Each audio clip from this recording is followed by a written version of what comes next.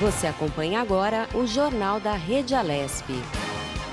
Tudo sobre o Legislativo do Estado de São Paulo.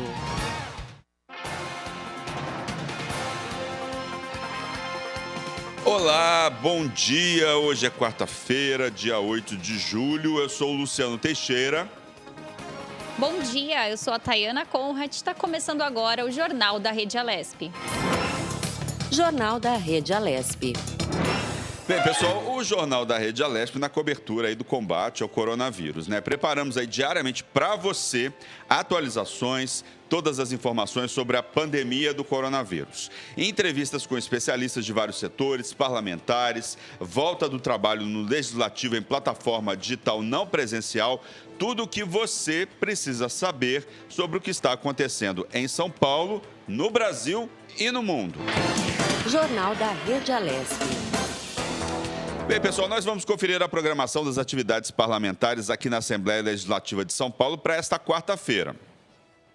Daqui a pouco, às 10 horas, reunião da Comissão de Finanças, Orçamento e Planejamento com a finalidade de apreciar a pauta com 58 itens. Ainda às 10 horas, reunião da CPI das quarteirizações com finalidade de discutir e deliberar sobre proposta de plano de trabalho e definir as subrelatorias da CPI. Jornal da Rede Alesp. Vamos começar dando um giro informativo aí com os nossos repórteres, trazendo mais notícias aí para o Jornal da Rede Alesp. Quem é que está na linha com a gente, Tayana? O Sérgio Everton. Sérgio Everton não está ainda com a gente. Daqui a pouco a gente chama ele. Vamos continuar aqui, ó. Deixar ele aqui no baia aqui. Pessoal, em sessão extraordinária marcada para as 14h30 desta quarta-feira, os deputados deverão apreciar 3 propostas que estão em pauta. O projeto de lei 461 de 2019, que suspende os efeitos do registro do nome de pessoas físicas e jurídicas no cadastro informativo dos créditos não quitados de órgãos e entidades estaduais, será o primeiro a ser discutido e votado. Em seguida, o plenário da Assembleia deverá debater e votar o projeto de lei número 976/2019, que declara José de Anchieta patrono da educação aqui no estado de São Paulo.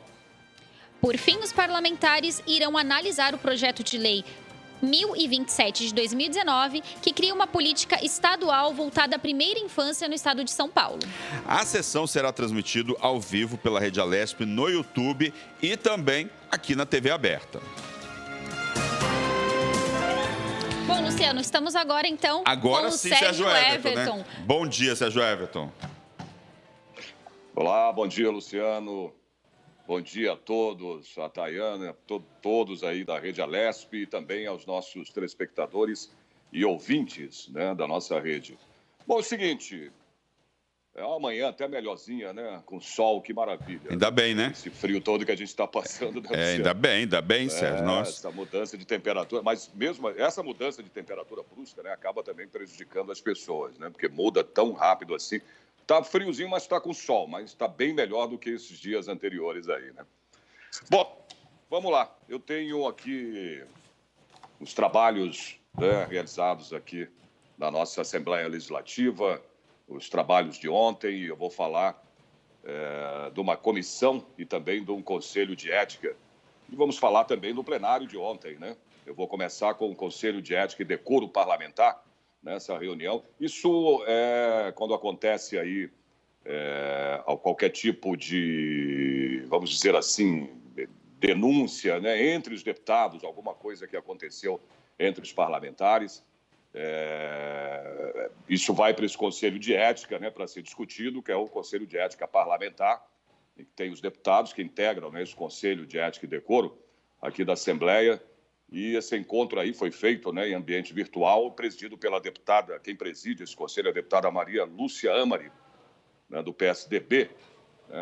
O conselho teve 8 membros, né, do conselho, são 9, mas mais ainda o corregedor parlamentar, né, que essa função é atribuída aí ao deputado Estevão Galvão, do Democratas. O que aconteceu, esse conselho de ética, eles fazem uma representação, né, Luciano, dos parlamentares contra né, algum deputado, onde houve algum tipo de, vamos dizer assim, não desentendimento, mas de falhas de conduta, vamos dizer assim, né, dentro do plenário. E esse Conselho de Ética se reuniu para discutir uma questão de quebra, né, de decoro parlamentar, que foram analisados aí pelos membros aí do Conselho, né? Isso teria acontecido aí com a deputada Isa Pena, do PSOL, né, que teria lido aí ao microfone numa sessão parlamentar, numa sessão no plenário Juscelino Kubitschek, trechos de um livro aí com palavrões durante uma sessão. Mas o colegiado, né, nessa reunião, acabou decidindo, por sugestão aí do deputado Campos Machado, do PTB, que justificou, né, que se tratava aí do mesmo objeto. Foram 3 representações no caso, né, e o parlamentar ele acabou defendendo, né, o arquivamento da deputada Isa Pena de advertência, né, uma advertência, vamos dizer assim.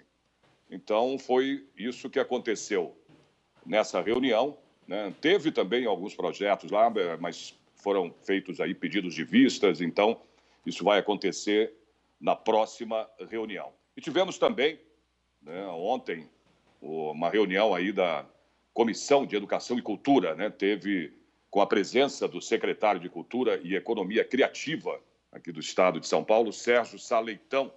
Ele participou dessa reunião na comissão, né, como sempre acontece, né?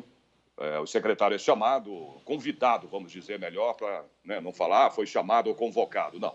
Ele é convidado à comissão para prestar contas, né, da sua gestão na pasta, na devida pasta da qual ele representa. No caso aqui, a Educação e Cultura, né? Então, são as ações durante a direção dele, né, o mandato dele como secretário. E ele acabou trazendo aí, né, um levantamento que apontou que o setor da economia criativa, né, que ele é desta pasta, né, secretário de Economia Criativa, sofreu aí no mundo inteiro, né, o impacto, veja só, Luciano e Tayane, 2,23 trilhões de dólares desde o início dessa pandemia. A gente sabe, né, que desde a pandemia o setor cultural foi, se eu não me engano, o mais afetado, né? É impressionante como para tudo, né? Cinema, Sérgio, teatro... é o mais afetado e é o último que vai voltar, né? Então, eles, mais do que nunca, exatamente, eles estão bastante afetados por essa crise. Não, e aí você imagina, Luciano, o prejuízo em termos de receitas, né? Em relação a essa situação que a gente está passando. Porque são lugares de aglomerações, né? Você vê aí, eu estava lendo aqui até o circo, né? O Cirque du Soleil, né, praticamente faliu, entendeu? Por causa dessa pandemia toda aí que está acontecendo quase que no mundo inteiro. A dívida deles, Sérgio, é de $1 bilhão. Né? Eu estava vendo uma reportagem na TV outro dia. Eles estão falidos, né? E vai ser difícil voltar, né, com essa dívida, né?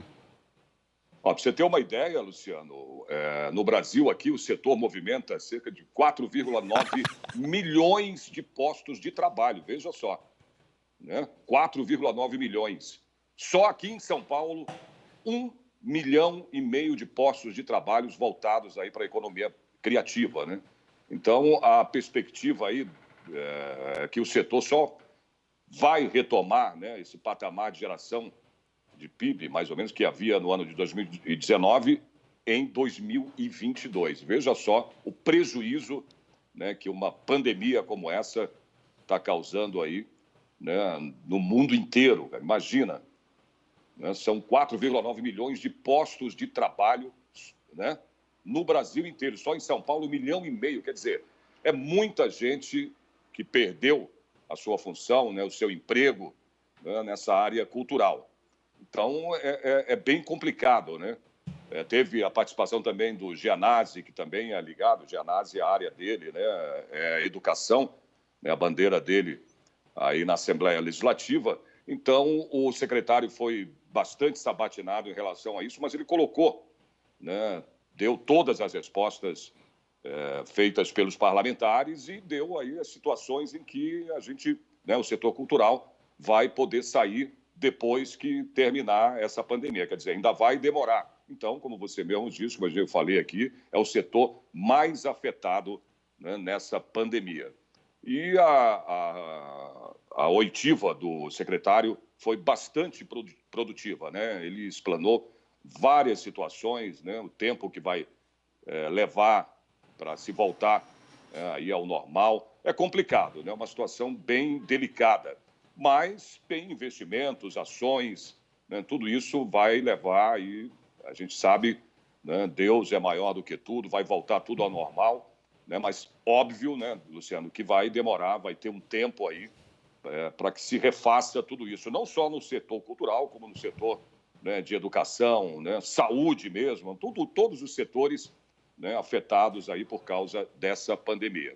E nós tivemos também, no plenário legislativo aqui da Assembleia, né, uma reunião também extraordinária ontem, né, presidida pelo deputado Cauê Macris, que aprovou, né, um projeto de lei do IPVA, ou seja, devido aí a essa pandemia que a gente está vivendo, né, e também as suspensões dos atendimentos presenciais aí no Detran, porque você não pode ir, tudo tem que ser através, né, do home office, né, da internet, e isso acaba também congestionando muito, né?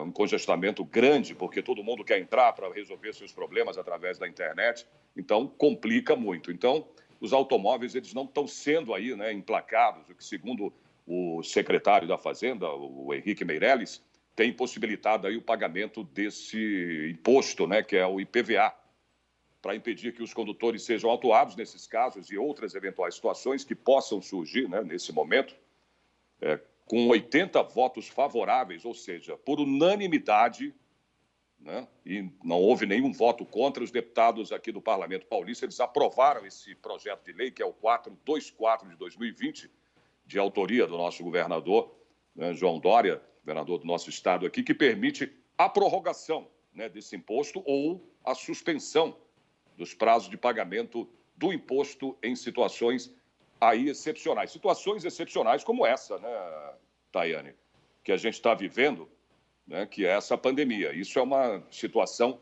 de total excepcionalidade. Então, está complicado. E também tem a questão, né, esse projeto veio a calhar, e muito, né, para a população, porque vai evitar que você pague juros, correção monetária, né, quando você for para... Claro, uma hora você vai ter que pagar o imposto, isso é fato, né, o IPVA. Mas você vai estar livre aí de juros e correção monetária por causa dessa pandemia. Então, é isso que eu tenho hoje para falar sobre os nossos trabalhos aqui no Parlamento Paulista. Tá certo, Sérgio Everton. Muito obrigado aí pela sua participação aqui no Jornal da Rede Alesp. Ok. Bom trabalho aí para vocês. Para nós. E Obrigada, Sérgio. Bom dia. Bom dia. Então, o Sérgio estava falando uma questão importante, que é o setor cultural, né? Muitos atores, diretores de teatro, tá, eles estão fazendo lives na internet, estão fazendo peças na internet, principalmente no Rio de Janeiro. Então, assim, esse período, né, para quem tem casa, gosta de assistir uma peça de teatro e tal, existe uma programação, né, fins de semana, de peças que estão passando no Rio, em Pernambuco, no Amazonas, aqui em São Paulo. Então, lembrando que também tem o drive-in, né? Isso, que tem agora 4 começaram aqui, né, em São Paulo. Isso, aqui no Memorial da América Latina também. Então, a gente pode acessar no site aí e ver qual é a programação do Memorial da América Latina para esses drive-ins, as peças de teatro. Até vou pedir depois para a Julie, que entra com a programação na sexta-feira, né? Não vou estar aqui na sexta, mas para falar disso, porque eu acho importante. Existe uma programação de peças de teatro. Então, você que está em casa aí, quer assistir uma peça de teatro bacana, com um elenco bacana e tal, tem um monte acontecendo na internet. E eles, durante essas apresentações, eles pedem doações. Então, você também, se você não quiser assistir de graça, né, e tá numa condição melhor e quer pagar para ajudar essas pessoas que estão passando muita necessidade nesse momento, é importante ressaltar isso. Lembrando as lives musicais também, né? Todos os dias aí com uma programação. Na verdade, foram justamente os músicos que deram pontapé inicial, né? Nas lives e eu agora sei que você também... é uma assídua frequentadora de lives musicais, né? Um pouquinho, Luciano, um pouquinho. Mas a gente está em casa, a gente precisa espairecer um pouquinho e acompanhar. Isso aí, muito bem. E agora você tem a opção também de peças de teatro. Vamos continuar aqui no Jornal da Rede Alesp. A gente conversa agora. Temos entrevista na linha? A gente conversa agora. A gente conversa com o Fabiano Zavanella, advogado trabalhista. Ele nos fala aí sobre o Programa Emergencial de Manutenção do Emprego e Renda. Bom dia, Fabiano. Seja bem-vindo. Bom dia. Fabiano. Prazer, um privilégio aqui o convite de vocês. Cumprimento a todos os ouvintes também e agradeço pelo espaço. Fabiano, o privilégio é nosso. Fala um pouco para a gente sobre esse programa emergencial, o que a gente tem de novidade no Programa Emergencial de Trabalho e Renda, o que você tem de informação aí para a gente? Tá bom. Só lembrar, então, na linha do tempo, de forma muito breve, a medida provisória 936, que foi publicada no dia 1º de abril de 2020, instituiu o Programa Emergencial de Proteção do Emprego e da Renda, visando, dessa maneira, evitar um excesso de rescisões de contrato de trabalho, quer dizer, um aumento do desemprego, prevendo basicamente dois mecanismos: a redução proporcional da jornada de salário, da jornada e do salário, ou a suspensão do contrato de trabalho.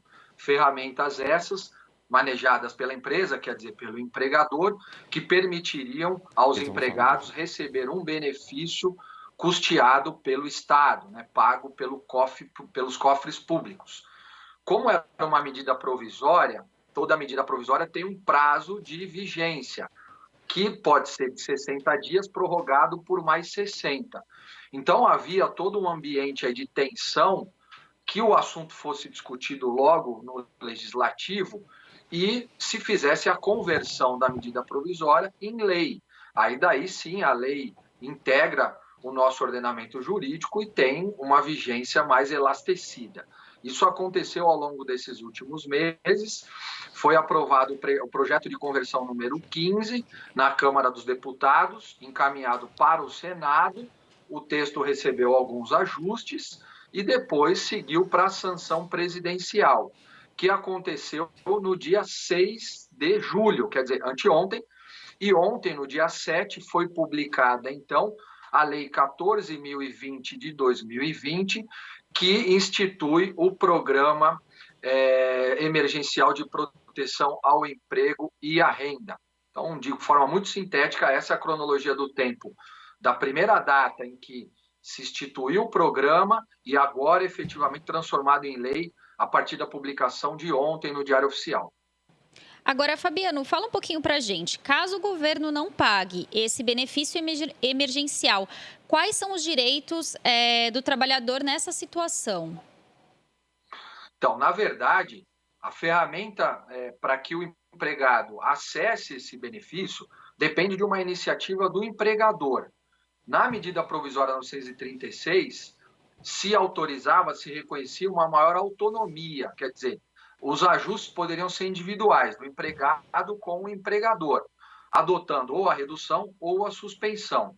Feito esse ajuste, o Ministério da Economia deve ser comunicado em até 10 dias da data dessa assinatura, para que depois de 30 dias dessa data, o benefício, por conseguinte, seja pago ao empregado.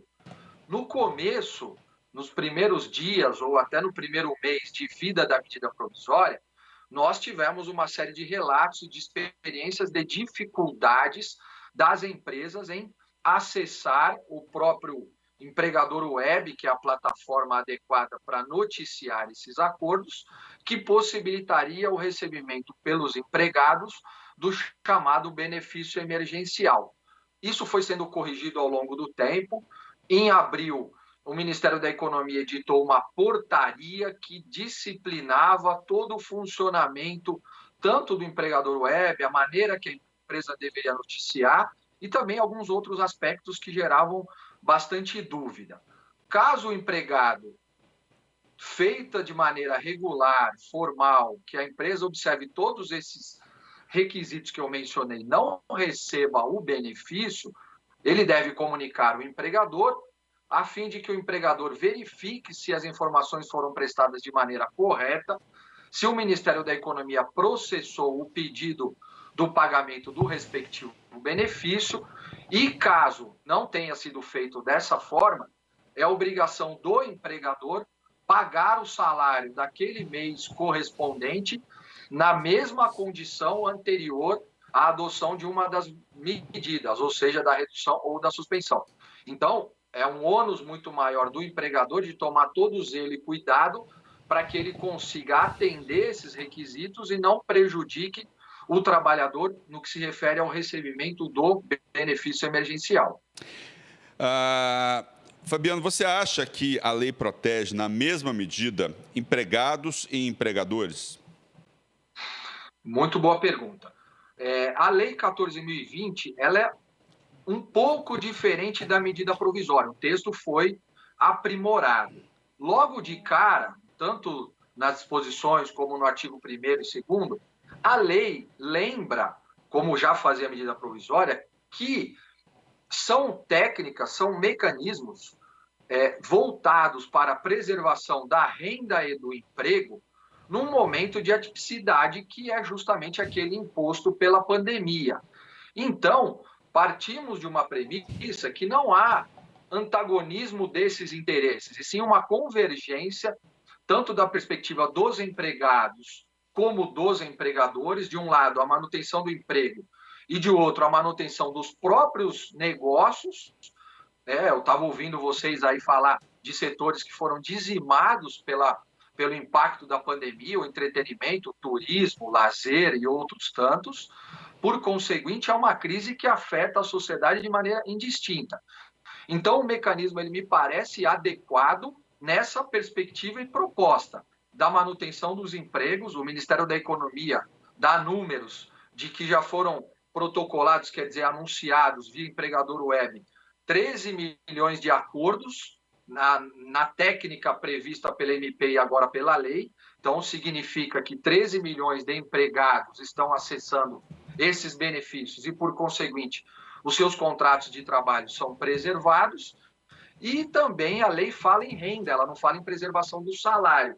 Então, é presumível que haverá, claro, uma perda do capital, né, da capacidade de compra do empregado nesse momento de transitoriedade, pelo período que a lei autoriza. É bem importante lembrar isso, não é uma coisa perene, e sim transitória. A lei permite essas ferramentas que eu mencionei por até 90 dias, então a redução proporcional do salário e da jornada por no máximo 90, a suspensão por no máximo 60.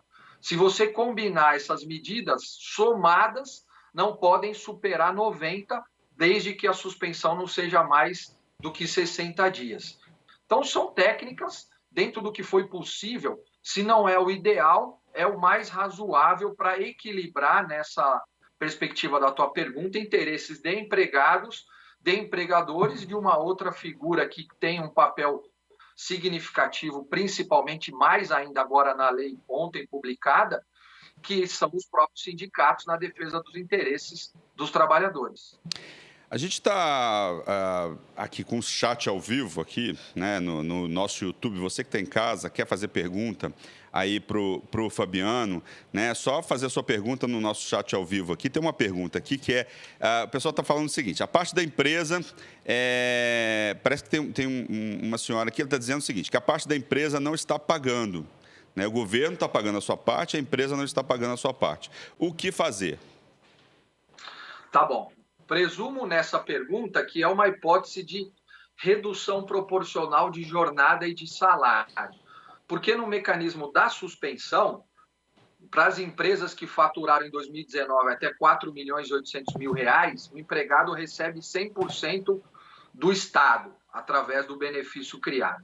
Então, nessa hipótese da redução proporcional, via um ajuste individual, tem algumas faixas de redução. Vamos considerar que o acordo previu 50% de redução da jornada e do salário. Então, pega o salário do trabalhador e a sua jornada, divide pela metade, o correspondente a isso, via tabela do seguro-desemprego, dará qual é o montante que será devido em relação ao benefício, e a outra metade deve ser honrada, paga pelo empregador. Se o empregador descumpre o pagamento do percentual que lhe cabe, é a mesma coisa que ele deixar de pagar salários em condições regulares ou convencionais, o que nós não vivemos. Então, é importante que o empregado entenda o porquê desse não pagamento. Isso é uma atitude de oportunismo, de má-fé. A empresa tem condições econômicas para fazer esse pagamento e deixa de fazê-lo justamente para se aproveitar de um momento de crise.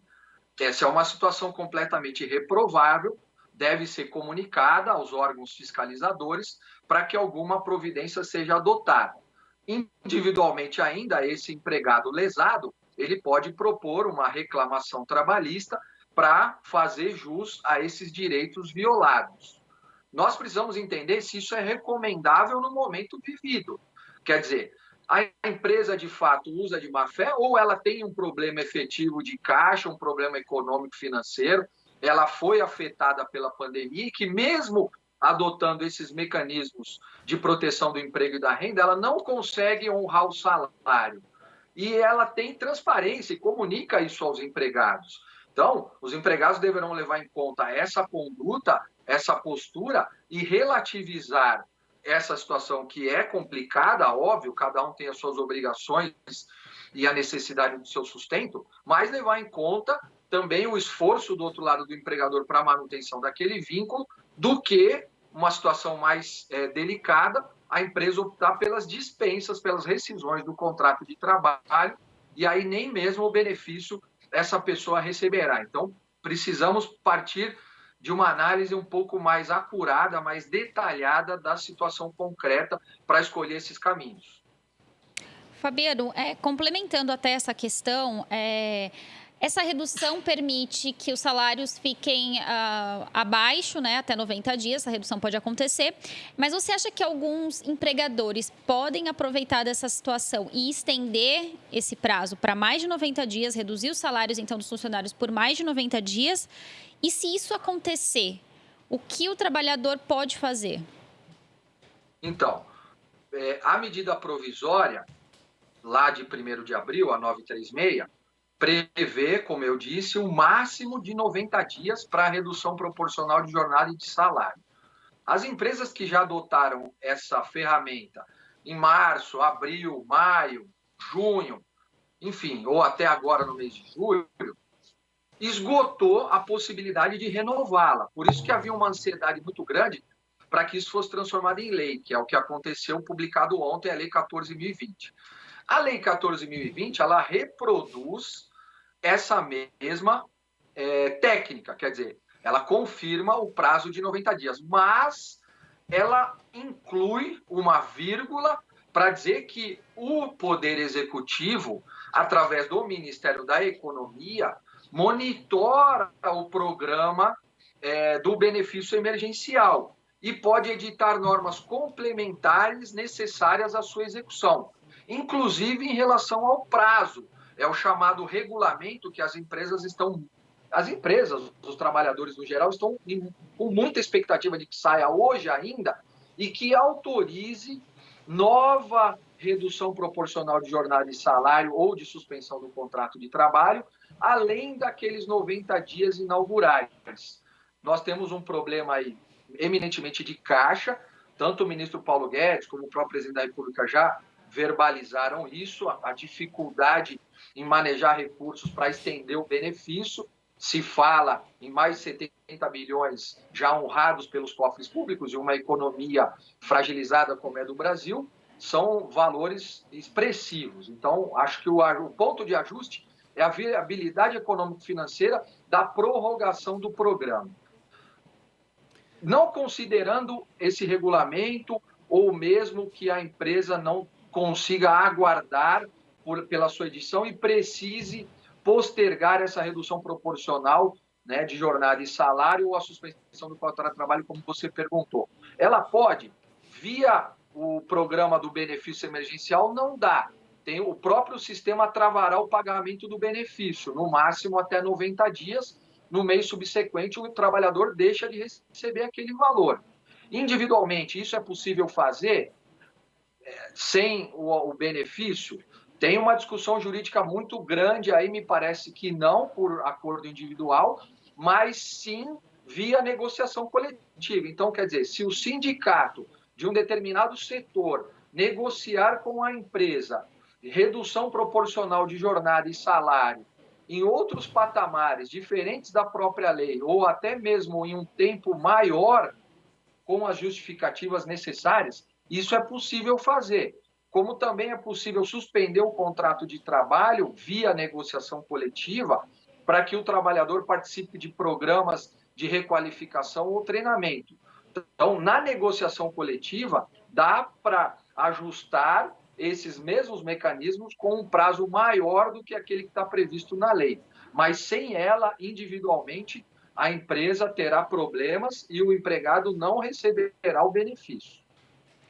Fabiano, agora dentro de tudo isso, todas essas informações que você trouxe para a gente, quais são os pontos mais interessantes, né, dessa lei? E se você puder também explicar para o pessoal de casa, na sua opinião, quais são os pontos negativos que essa lei pode trazer aí para o trabalhador e para os empregados também? Os empregadores, perdão. Bom, primeiro havia uma dúvida na medida provisória, depois a portaria complicou um pouquinho mais em relação aos aposentados. Se os empregados aposentados com contrato de trabalho em vigor poderiam ou não ser afetados por essas técnicas de redução proporcional ou suspensão do contrato de trabalho. E a portaria dizia que não. Agora, a Lei 14.020 autoriza que os aposentados que continuam empregados se afetem por essas técnicas, já que ele recebe um benefício previdenciário, então ele não pode cumular o benefício emergencial com a aposentadoria. A lei é bastante clara. Quem recebe algum outro tipo de benefício de prestação continuada da Previdência Social não recebe o benefício emergencial. Mas o aposentado pode sim ser afetado por essas técnicas, desde que o empregador mantenha o pagamento ali de uma ajuda de custo que complemente parte da renda que ele perderá.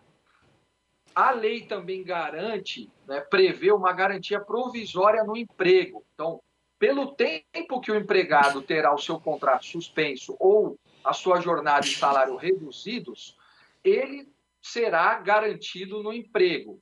30 dias, se for esse o prazo definido, e depois por mais 30. Se for 60 dias e depois por mais 60. Então, a lei impõe essa garantia provisória de emprego. Ele pode ser dispensado? Pode.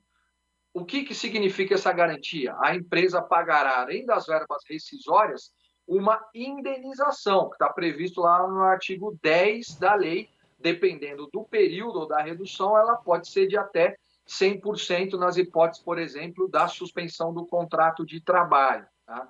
Então, essa é uma técnica interessante. Outro ponto que gerava algumas dúvidas era a empregada gestante, tanto a empregada doméstica como a empregada regular.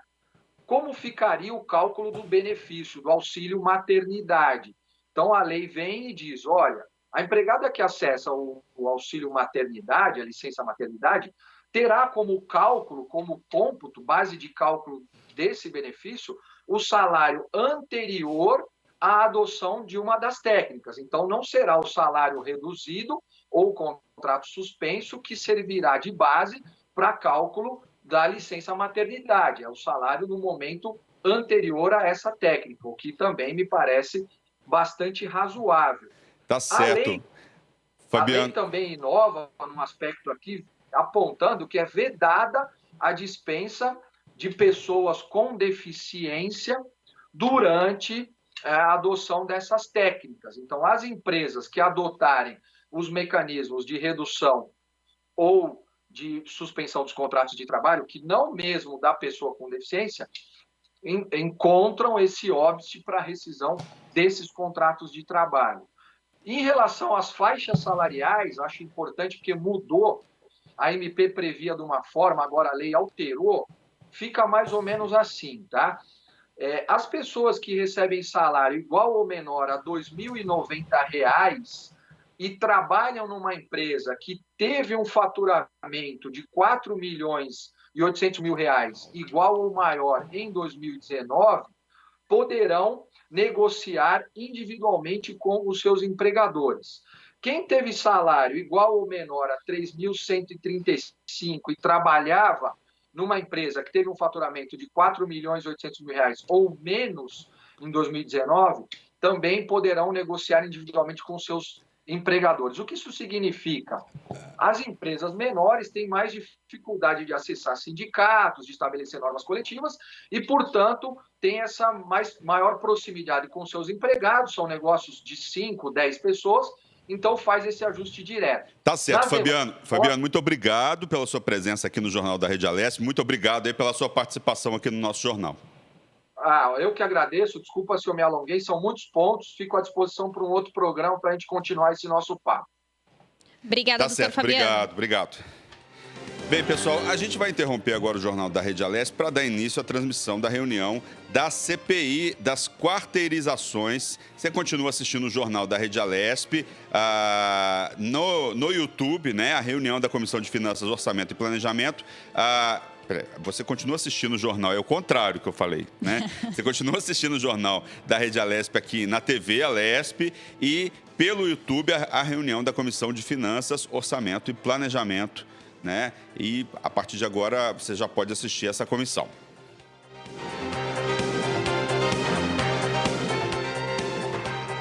Bem, Dayana, o Jornal da Rede Alesp conversa agora com o deputado Tenente Coimbra, do PSL. Ele nos fala aí sobre a Comissão de Assuntos Desportivos, né? Bom dia, deputado. Seja muito bem-vindo aqui ao Jornal da Rede Alesp. Bom dia a todos da bancada e a todos que nos escutam.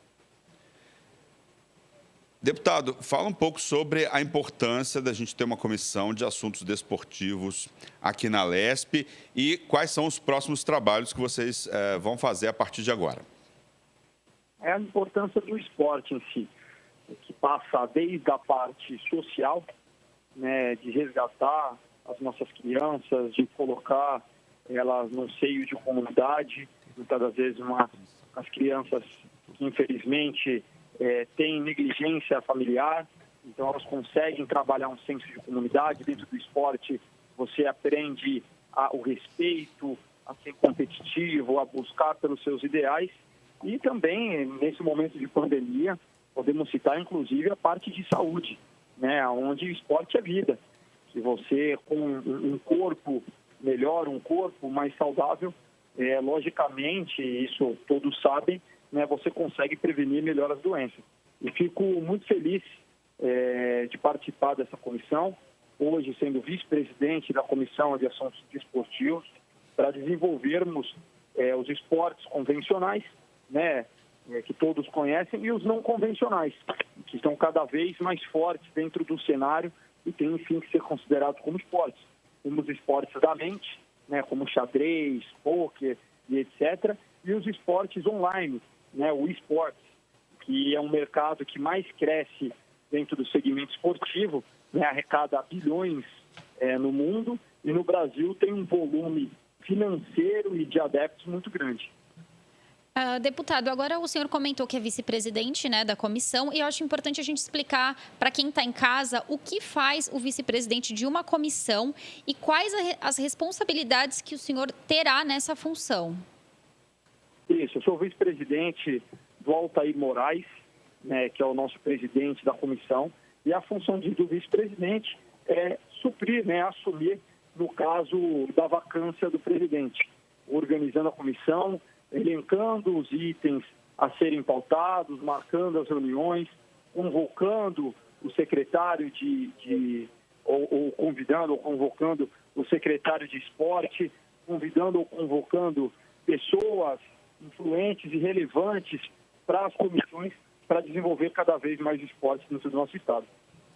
Deputado, o Brasil é conhecido aí como o país, né, do futebol, né? Nesse cenário, como que a gente pode incentivar a prática de esportes aí que não são tão populares quanto o futebol?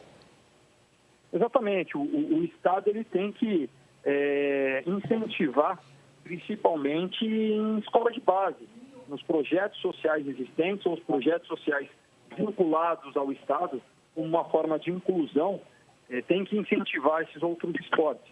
Infelizmente, devido temos um território vamos falar de Brasil, né? Não específico de São Paulo, mas nosso território bem vasto e não temos resultados esperados em diversas modalidades. Ficamos muito aquém comparado a países bem menores que o nosso, por falta de incentivo ao esporte inicial, na base, por falta de incentivo ao esporte de alto rendimento. Infelizmente, hoje, nossos atletas de alto rendimento, que em qualquer local do mundo, têm a única preocupação de treinar para obter melhor resultado, porque um atleta de alto rendimento, qualquer milésimo faz diferença, qualquer centímetro faz diferença, qualquer segundo faz diferença. Então, a preocupação em todos os lugares do mundo é treinar, mas aqui no Brasil não. Aqui no Brasil, muitas das vezes, ele tem que misturar ao segundo emprego, a uma jornada que não é execuível para um atleta. Então, eu tenho essa visão de lutarmos por melhores bolsas atletas, né, que temos esse programa dentro do Estado de São Paulo, tem um programa federal também, por que não casá-los de forma correta, né? Hoje cada um atua de maneira praticamente independente, né, para a gente poder incentivar os nossos principais atletas para começar a ter resultados, porque tudo é um ciclo. O atleta que tem resultado, ele acaba incentivando, inclusive, os novos jovens a aderirem. Logicamente, a parte de marketing acaba sendo muito forte. Então, é tudo um ciclo. Então, temos que, sim, incentivar também nossos atletas de alto rendimento. Deputado, e a comissão pretende abrir um debate sobre esportes eletrônicos, como os de videogame, que não são tão valorizados, né, hoje como os esportes e jogos da mente? A comissão pretende discutir sobre isso também? Eu pretendo colocar na comissão sem sombra de dúvidas. Temos um preconceito contra esportes da mente, principalmente quanto ao pôquer, que foi muito manchado no passado, mas hoje cada vez mais se comprova que o pôquer esportivo, né, o torneio propriamente dito, ele realmente é um esporte. É só você observar que são sempre os mesmos campeões. Não foge, por quê? Porque treinam probabilidade, criam estratégias. E em todo lugar do mundo é considerado um esporte e temos sim que quebrar essa barreira do preconceito contra os esportes da mente. Quanto aos esportes online, é mais trazer a realidade que já acontece em todo o mundo para aqui dentro do Brasil. O Estado de São Paulo, ano passado, tentou criar um torneio, né, de esporte, uma grande iniciativa do nosso secretário, mas infelizmente ele não tinha expertise necessária e cometeu, na minha visão, alguns equívocos, exatamente por falta de conhecer esse cenário. Um torneio que poderia ser muito maior, acabou sendo algo pequeno, na minha visão. Então, é um cenário que movimenta bilhões de pessoas no mundo, bilhões de pessoas aqui no Brasil, bilhões de dólares. Você pega os números, são extremamente significativos. E o Brasil não pode ficar de fora, muito menos a locomotiva do Brasil, que é a nossa cidade de São Paulo. Em termos de pessoas e em termos financeiros, é muito produtivo. Deputado, qual que é a importância do esporte aí nas áreas carentes, né, para os adolescentes, para os jovens e tal? Né? O que pode ser feito aí para dar mais oportunidade para essas regiões? Esporte de inclusão. Ele não é clichê falar que ele tira nossas crianças da rua. A criança, às vezes, que tem uma vertente, que está criado numa situação conflitante no seio familiar, de repente muito próximo à criminalidade, o esporte ele tira isso. Ele traz preceitos e valores únicos, né, que tem dentro da área esportiva, ele cria um norte, ele coloca disciplina. Então, a parte social é muito importante. E o Estado ele tem que sim fazer os vínculos diretos, né, a criação de base direta e a vinculação com o terceiro setor também, para cada vez mais estar desenvolvendo e estar na ponta da linha com essas crianças. Deputado, e o que precisa ser feito na questão de investimentos, né, da importância do esporte aqui no estado de São Paulo? Você pode olhar, infelizmente, o investimento no esporte é negligenciado. Precisamos de mais quadras nas comunidades, precisamos reformar as quadras em nossas escolas estaduais, abrir as quadras das nossas escolas estaduais para os projetos sociais. Uma quadra você consegue fazer uma infinidade de esporte, desenvolver áreas com outros tipos de esporte, né? A compra de equipamento ficando nas secretarias, nas regionais esportivas, para fazer contrato dentro dos municípios, criar possibilidade de contratos dentro dos municípios, de ações e parcerias. Né? São muitas ações que dão para ser feitas, principalmente nessa questão de base. Deputado, quais são as pautas aí que o senhor enxerga como prioritárias nesse governo? Relacionado ao esporte, as pautas que eu vejo prioritárias, né, na minha visão, que deveriam ser prioritárias, até porque a gente não tem muito norte dentro da área esportiva, infelizmente, dentro do nosso governo estadual. Algumas coisas são feitas, mas parece que não tem um planejamento macro em cima disso. Né? Aqui temos um grande projeto que são exatamente as quadras dentro da comunidade, está parada há quase um ano, né? Que são quadras de basquete, né? Uma cesta com arquibancada, com iluminação, é um modelo pronto para ser colocado nas comunidades, mas ele está parado. Então, é tirar algumas coisas, bons projetos do papel que existe dentro do nosso estado, desenvolver os esportes que não são desenvolvidos, né, e principalmente trabalhar na parte que, para mim, é mais sensível, que é a parte com as nossas crianças, a parte social. Deputado, a gente está aí numa fase, né, da pandemia, em que ninguém pode sair de casa, ninguém pode sair para fazer esporte. A gente também está numa fase de reabertura e flexibilização do comércio, né? Agora, com a questão do esporte, qual a expectativa de vocês, né, da comissão, para as metas, né, aí nessa área do esporte pós-pandemia? Eu acredito, sinceramente, que os esportes ao ar livre não deveriam ter parado. Até porque o esporte ele é válvula de escape, o esporte ele traz saúde, ele faz você aliviar o estresse do dia a dia. Infelizmente, muitas pessoas esportistas ou não, acabaram ficando dentro de casa e tiveram doenças que acabaram acontecendo, como depressão, doenças da mente, né, por estarem enfunados dentro de casa. Então, essa válvula de escape é muito importante. Nesse plano atual, no laranja, ou até na parte regional, já permite, aliás, ficou muito a critério dos municípios a liberação desses esportes em ar livre. Corrida, aqui, eu que sou do litoral, surf, entre outras atividades, como o próprio futebol, vôlei. Então, isso ficou muito, muito aberto. Na parte profissional, eu espero que, por exemplo, o futebol ele volte o mais rápido possível, porque os atletas eles têm sim o controle. Eu já andei por alguns clubes depois da pandemia para verificar como estavam acontecendo. Eles têm todo o controle. A cada 3 dias ele faz sistema de triagem. Eles têm uma câmara de descontaminação para entrar e para sair do centro de treinamento. Eles são testados constantemente. Eles são atletas, eles têm um corpo que responde muito melhor a qualquer tipo de doença. A gente não pode ficar parado, e todos os outros estados já estão começando a voltar à prática desportiva, à prática do futebol profissional, e o estado de São Paulo ainda estagnado. Então está rolando um debate, né, sobre a volta do Campeonato Brasileiro, e sem a perspectiva do Campeonato Paulista fica complicado para os times. Então, é um desenvolvimento, queremos que volte o mais rápido possível, lógico, com todas as precauções, sem público, mas fazendo agora a formatação online, inclusive com o decreto do nosso próprio presidente, criando a possibilidade de arrecadação, porque é uma realidade diversa. Eu estive recentemente em Limeira, lá no Inter de Limeira. Enquanto um atleta de grandes clubes recebe 100, 200, 300 mil, lá a média salarial é 6, 7. Então, são duas realidades dentro de um mesmo campeonato.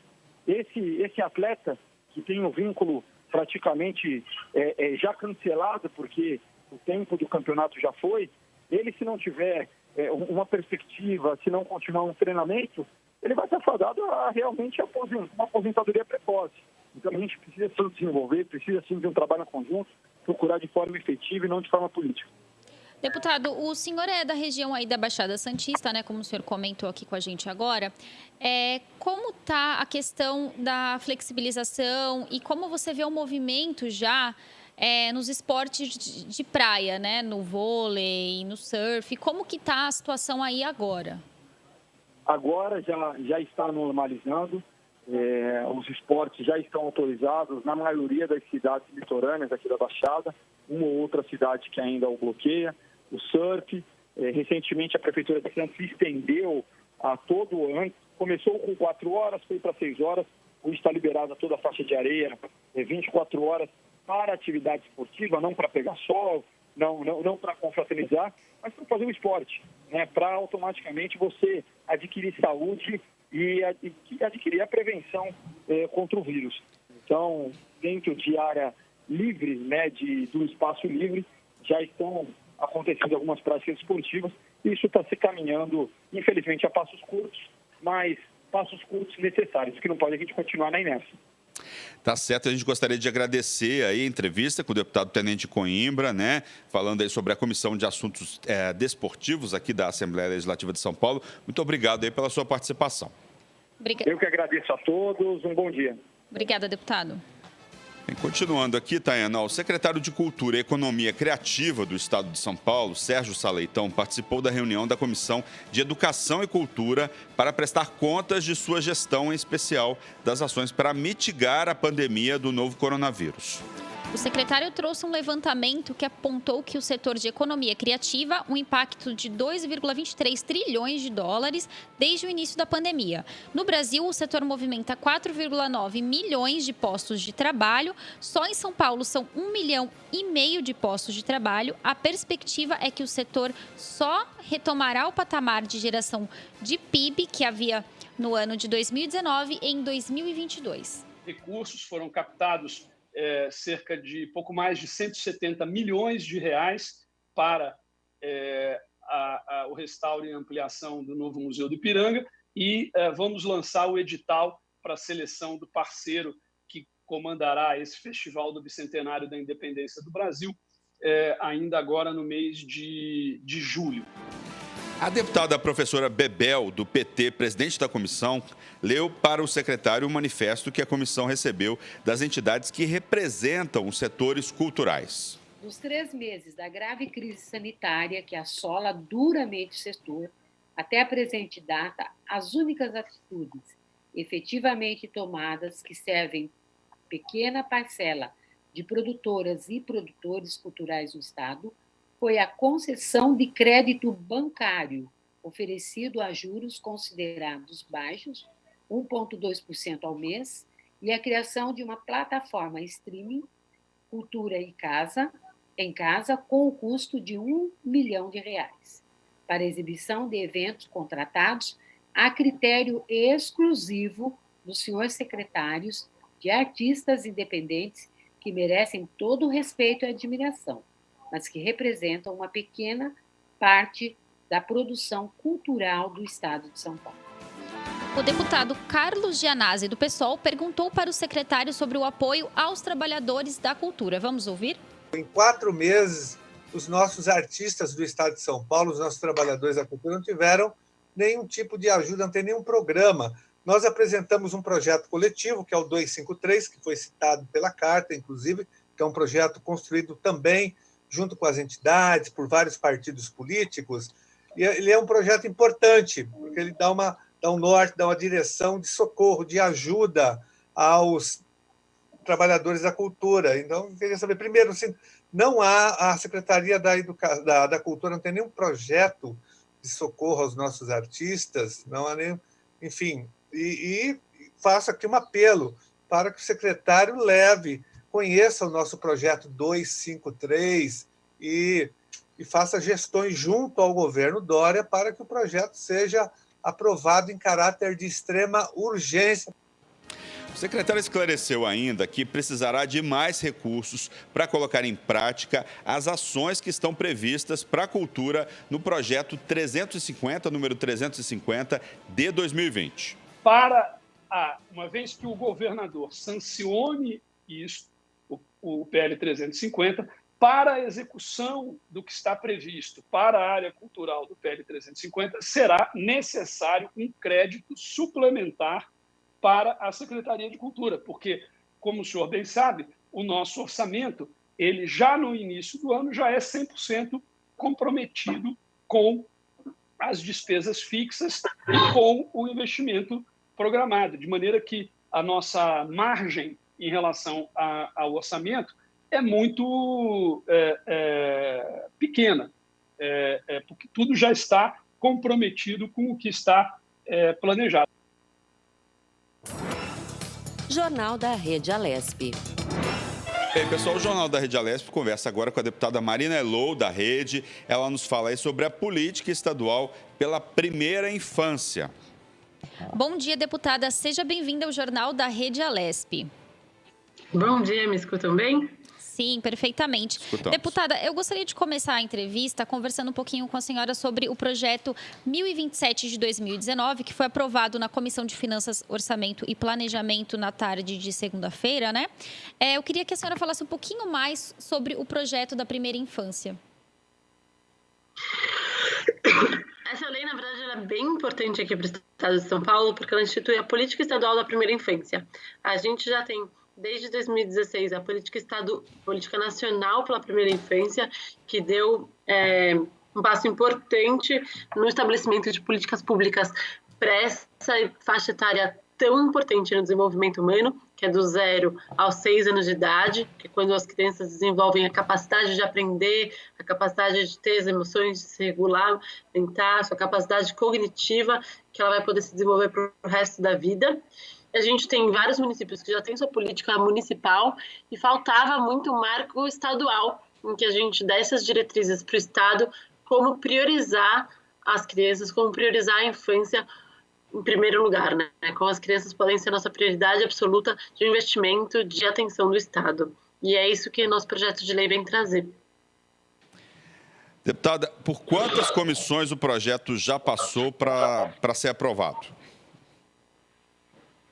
A gente conseguiu fazer um processo bem respeitoso ao trâmite legislativo, então ela passou por todas as comissões de fato que ela deveria ser aprovada, então a gente passou pela CCJ, na qual foi analisada a constitucionalidade do projeto e foi aprovado, a gente passou na Comissão de Direitos Humanos, como é uma política estadual que versa sobre diversos temas, não só sobre educação, de acesso à creche, de direito ao acesso à educação básica, mas também sobre assistência social, sobre saúde, sobre direito ao território, direito ao brincar, de segurança pública, combate à violência contra crianças pequenas, combate à violência sexual, que é um tema absurdo que a gente ainda precisa ver. Ele é uma política bastante ampla que olha a integralidade dessas crianças, né? A gente passou, então, pela Comissão de Direitos Humanos, que analisou, então, o mérito do nosso projeto e aprovou. E ontem a gente aprovou, antes de ontem, a política estadual da primeira infância foi aprovada na Comissão de Finanças, que avaliou os impactos financeiros para o Estado, se fazia sentido, se não fazia, e também foi aprovada. Então, hoje ela vai a plenário para que todos os deputados possam votar e entendo que se comprometidos com a infância, se comprometidos com as crianças, se comprometidos com o futuro, a lei deve ser aprovada e a gente trabalha, então, com o governo para sancionar essa importante política estadual. Deputada, a senhora falou agora que o projeto deve ser discutido hoje em plenário. Qual a sua expectativa de aprovação desse projeto? Eu estou super... A gente sabe que tem, tem visões divergentes e que é legítimo numa democracia com 94 deputados. Eu sei que tem um deputado que entende que precisaria ter outros termos colocados ali, mas a gente buscou um consenso muito grande, a gente buscou tirar elementos polêmicos do texto para que ela realmente fosse focada no desenvolvimento das crianças de 0 a 6 anos, no desenvolvimento da primeira infância, e eu estou bem otimista que ela seja aprovada. Deputada, a senhora poderia destacar os pontos que julga mais importantes aí da proposta desse projeto de lei? Acho que o mais importante é ela dar as diretrizes do que deveriam ser feitas uma política pública estadual para para desenvolver a primeira infância e coloca a primeira infância como prioridade. Então, a partir da política estadual, a gente vai poder garantir que a gente crie programa estadual da primeira infância, a gente veja quanto que a gente está investindo em primeira infância. Hoje a gente não sabe, então a educação coloca um pouco, saúde coloca um pouco, ciência social coloca um pouco, mas a gente não sabe o que realmente a gente está destinando de recursos para essa faixa etária. A gente vai poder saber, a gente vai dar as diretrizes para os municípios construírem as suas políticas municipais, e a gente quer fazer esse regime de colaboração estados, municípios, para que eles possam, então, a partir dessa política estadual, escrever o que é muito importante. Então, como que a gente entende o que é prioridade? Daí a gente coloca combate à violência sexual, combate à violência contra as crianças, desenvolvimento nutricional, acesso à educação básica, acesso à creche, saúde, assistência, vacinação, cuidado. Então, todos esses pontos a gente coloca aqui, e pensando bastante também sobre a diversidade que existe na primeira infância, né? Como é que a gente cria e garante pela política estadual acesso àquelas crianças com deficiência a todas essas políticas públicas. Então, é realmente uma legislação que cria um marco para que a gente define e construa políticas públicas a partir do que é o melhor política pública para a criança. Acho que vale contar que aqui no município de São Paulo, essa política foi aprovada pela Câmara Municipal, a política municipal da primeira infância, e permitiu a destinação de recursos específicos para essa faixa etária, de acompanhamentos e indicadores. E é isso que a gente acha que é muito importante o Estado de São Paulo fazer, que ele possa ser um grande protagonista no Brasil. Deputada, a gente sabe que essa bandeira do direito da criança é uma bandeira que a senhora levanta muito, né, no seu mandato. A gente sabe também que a senhora é mãe. Na sua opinião, existem poucas leis que asseguram o direito da criança? E o que levou a senhora a criar esse projeto?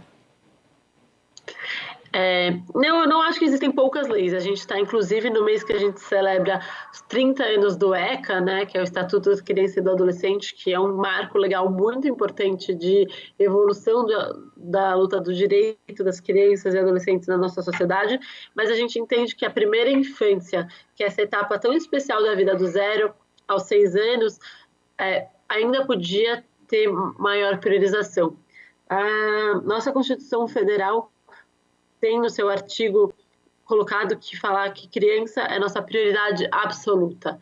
E essa política estadual pela primeira infância vem para fortalecer esse artigo constitucional, entender melhor o que isso quer dizer e como que a gente pode orientar políticas para essa fase. Você comentou que eu sou mãe de uma criança de 2 anos e 7 meses e mãe de uma bebê de 6 meses, o que me dá muito mais certeza desse caminho e dessa bandeira. Mas eu luto pela direito pela primeira infância antes de ser mãe, inclusive, muito baseado em dados e evidências. Então, hoje a gente tem um grande economista no mundo que chama James Heckman, que ganhou o Prêmio Nobel de Economia, estudando a primeira infância e mostrando que se a gente, como Estado, investe nessa faixa etária, a gente vai ter melhores resultados em toda a vida daquela pessoa.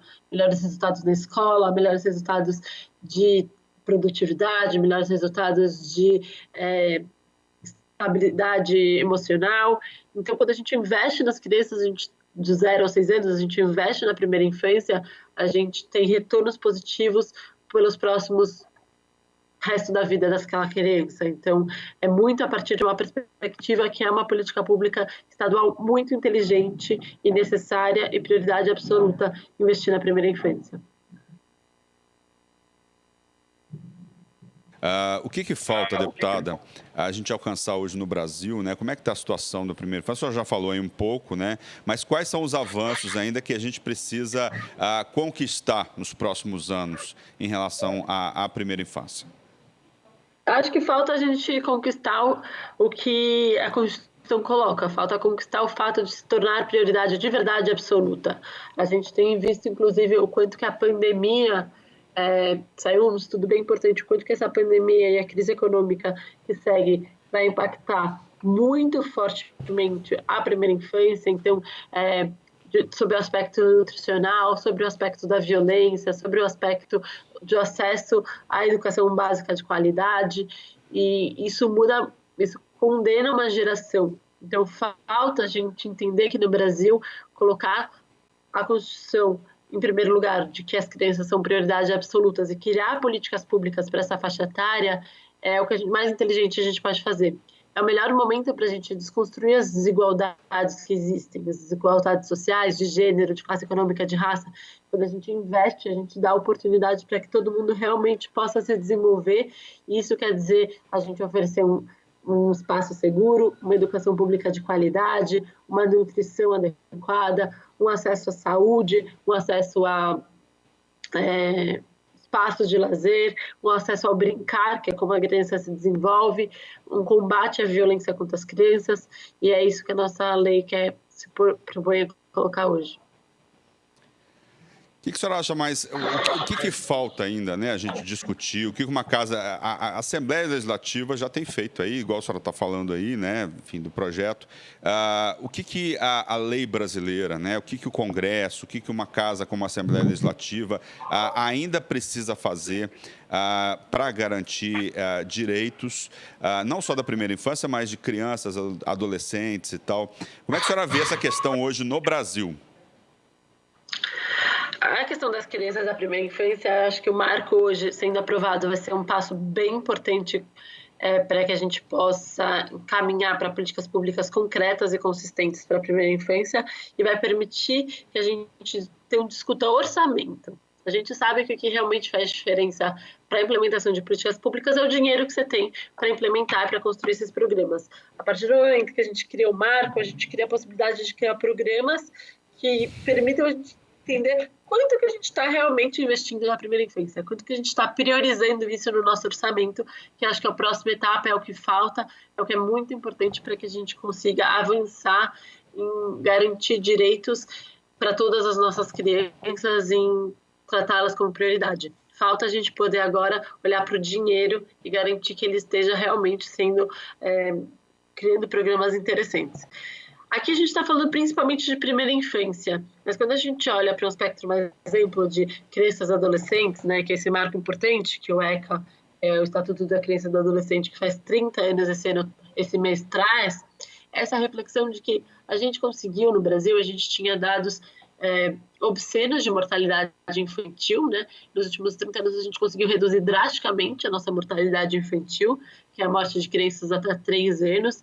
A gente ainda tem um desafio aí, mas a gente conseguiu reduzir, o que é muito bom e positivo, só que a gente ainda convive agora com os nossos adolescentes sendo assassinados. Eu sou aqui pelo mandato presidente do Comitê Paulista de Prevenção de Homicídios de Adolescentes, porque não adianta nada a gente conseguir preservar a vida dessa criança se a gente é conivente com um Estado que está assassinando, uma sociedade que está assassinando os nossos adolescentes de uma forma tão contundente. A gente, aqui no estado de São Paulo, quase 40% dos homicídios são de adolescentes. Isso é muito alto, então essa também é uma das nossas lutas para garantir que a gente fale e construa o futuro a partir das crianças e a partir dos adolescentes.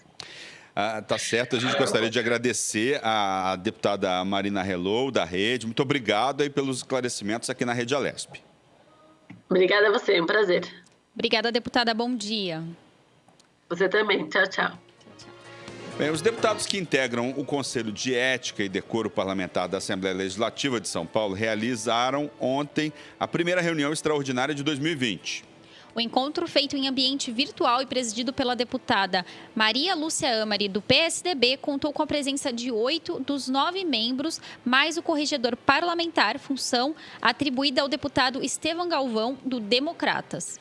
8 itens constavam na pauta para apreciação dos parlamentares. 4 receberam pedido de vista. Representações de parlamentares contra a deputada Isa Pena, do PSOL, por quebra de decoro parlamentar foram analisadas pelos membros do Conselho. A deputada teria lido ao microfone trechos de um livro com palavrões durante uma sessão. O colegiado decidiu apreciar conjuntamente as 3 representações após sugestão do deputado Campos Machado, do PTB, que justificou que tratavam aí do mesmo objeto. O parlamentar ainda defendeu o arquivamento da pena de advertência. Não tem ligação política nenhuma com a dona Isa Pena. Não concordo quase nada do que ela disse.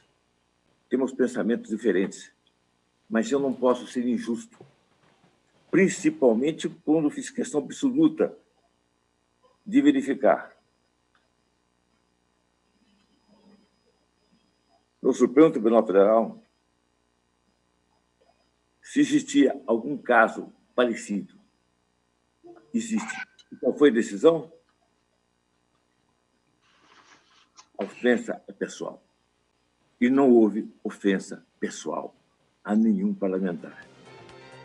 O deputado Wellington Moura, do Republicanos, teve posicionamento contrário e explicou o seu ponto de vista. A deputada Isa Pena, ela teve 53.838 votos.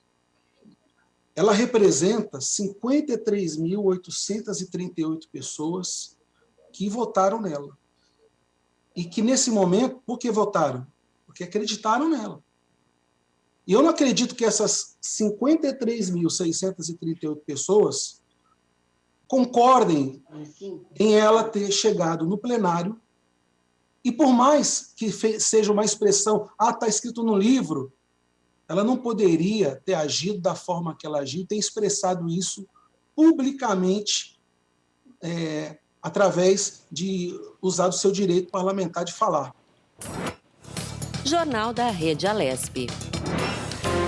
Bem, pessoal, o governo de São Paulo confirmou a liberação de R$100 mil para garantir o custeamento da saúde pública na cidade de Lindóia, no interior paulista.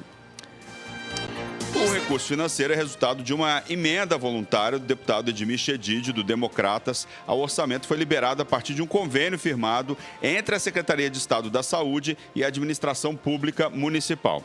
A liberação da verba está fundamentada num projeto elaborado pela Prefeitura, que demonstra a importância desse investimento para a manutenção e, consequentemente, ampliação das atividades desenvolvidas em benefício da comunidade. O parlamentar explicou que a liberação dos recursos também poderá contribuir com as iniciativas adotadas pela administração pública municipal no enfrentamento da pandemia do coronavírus. Abre aspas. Afinal, essa tem sido a grande preocupação do governo estadual e da Assembleia Legislativa, fecha aspas, garantiu o deputado Edmir Chedid.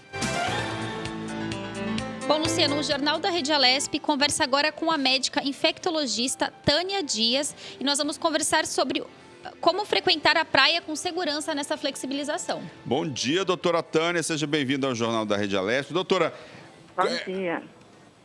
Como frequentar a praia, né? Quer dizer, é possível frequentar a praia nessa flexibilização? É recomendado frequentar a praia nesse momento? Eu sei que a gente está longe aí do verão, estamos em pleno inverno, mas inverno no Brasil, né? Geralmente não é tão inverno assim, né, Thay?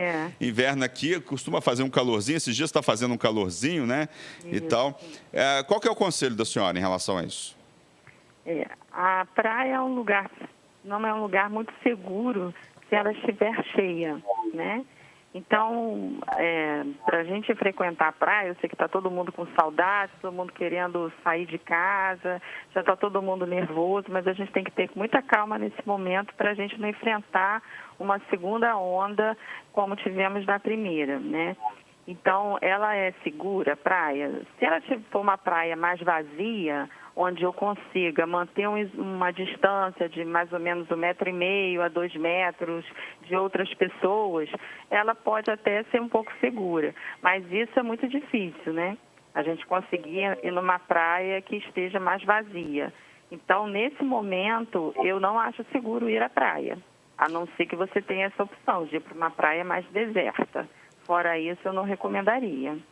Doutora, a gente conversou há pouco com o deputado Tenente Coimbra, ali da região da Baixada Santista, e a gente estava falando da questão do esporte no litoral, e ele falou que realmente o esporte está liberado.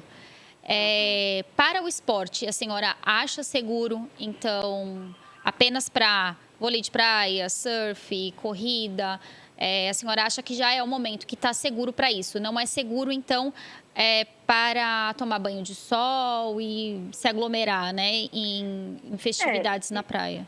Esportes individuais, onde a pessoa vai correr com máscara, né? Todos os esportes, a pessoa tem que usar máscaras, até é possível. Na água não dá para usar máscara, né? Porque a máscara molhada, ela não tem nenhuma eficiência para prevenir contra o contágio. Então, na água não dá. Na água, a pessoa tem que estar realmente sozinha e longe de outras pessoas.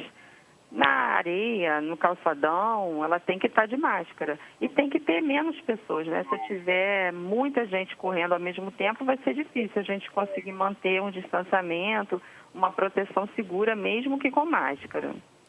Doutora, e a senhora comentou sobre a água e também estar na areia.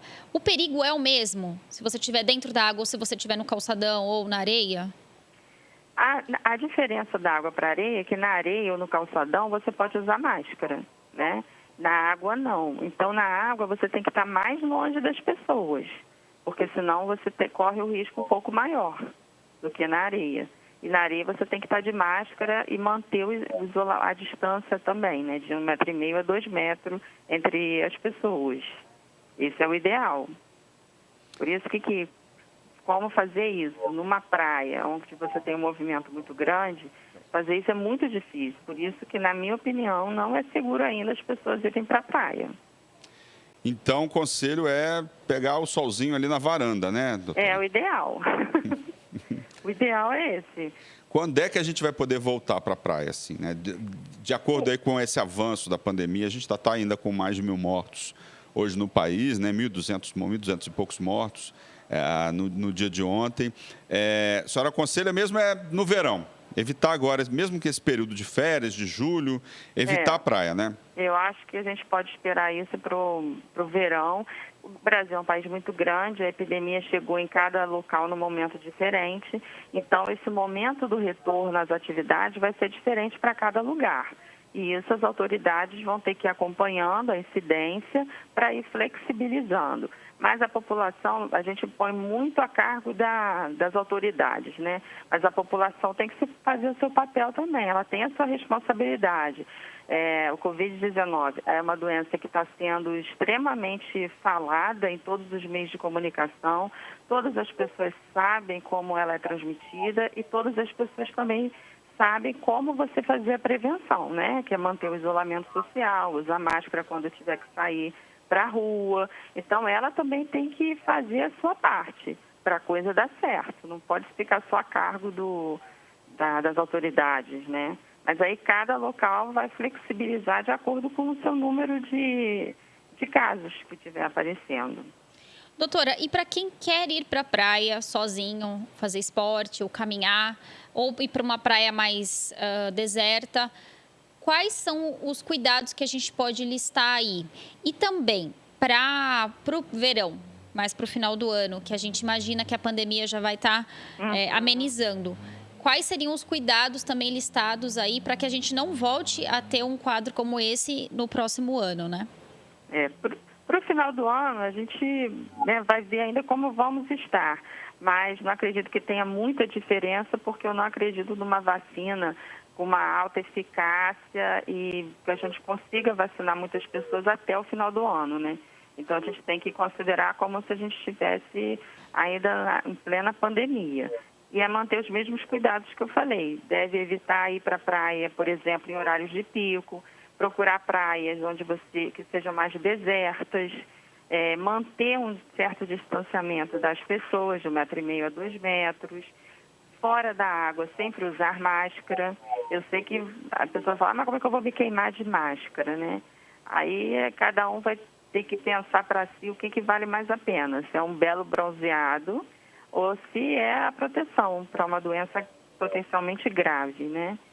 De preferência, levar os seus alimentos para ficar evitando alimentos que várias pessoas tocam. Levar materiais para você estar sempre lavando a mão, higienizando a mão. E tentar evitar a aglomeração, sempre. Não tem jeito. Até a gente ter uma vacina eficaz, a gente vai ter que ter esses cuidados.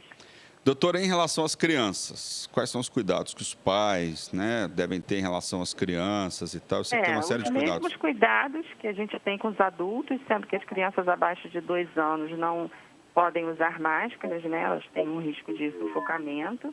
Então, elas têm que ficar um pouco mais distantes das outras crianças, né? Você, quando sai com criança, é difícil. Criança gosta de brincar.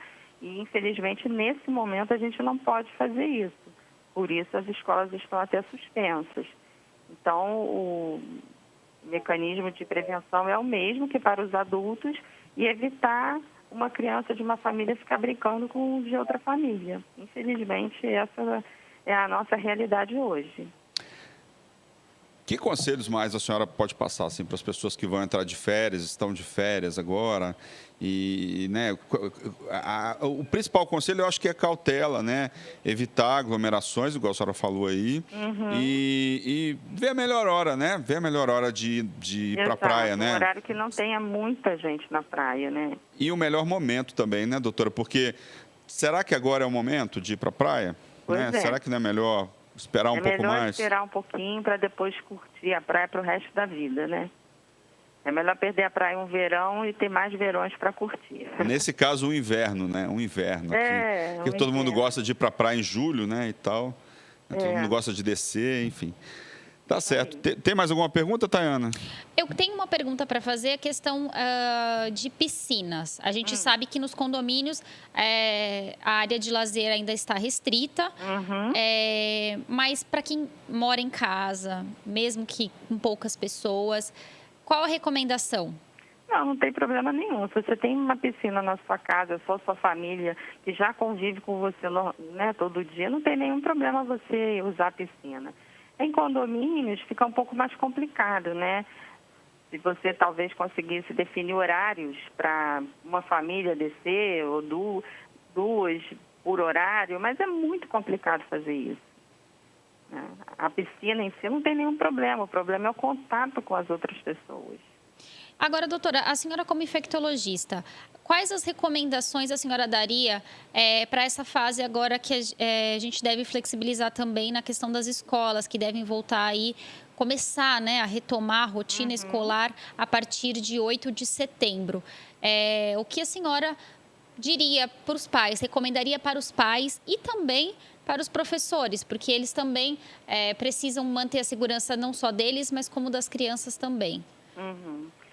Então, é o uso de máscaras por todos aqueles que podem usar, né? As crianças abaixo de 2 anos não podem, mas todos acima, os professores, todos têm que estar usando máscaras.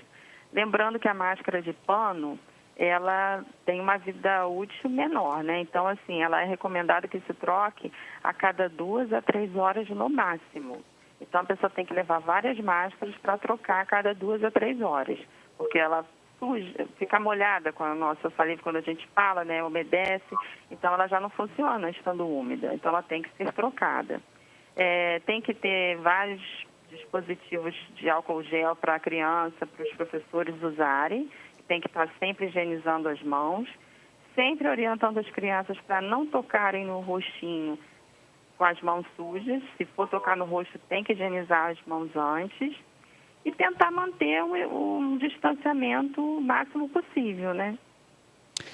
Tá certo, a gente gostaria de agradecer a médica infectologista, a doutora Tânia Dias, né, que falou aí pra gente sobre frequentar, né, se deve ou não frequentar praia aí com segurança nessa época de flexibilização. Muito obrigado, doutora, pelos esclarecimentos. Obrigada, bom dia, doutora. Bom dia, tchau.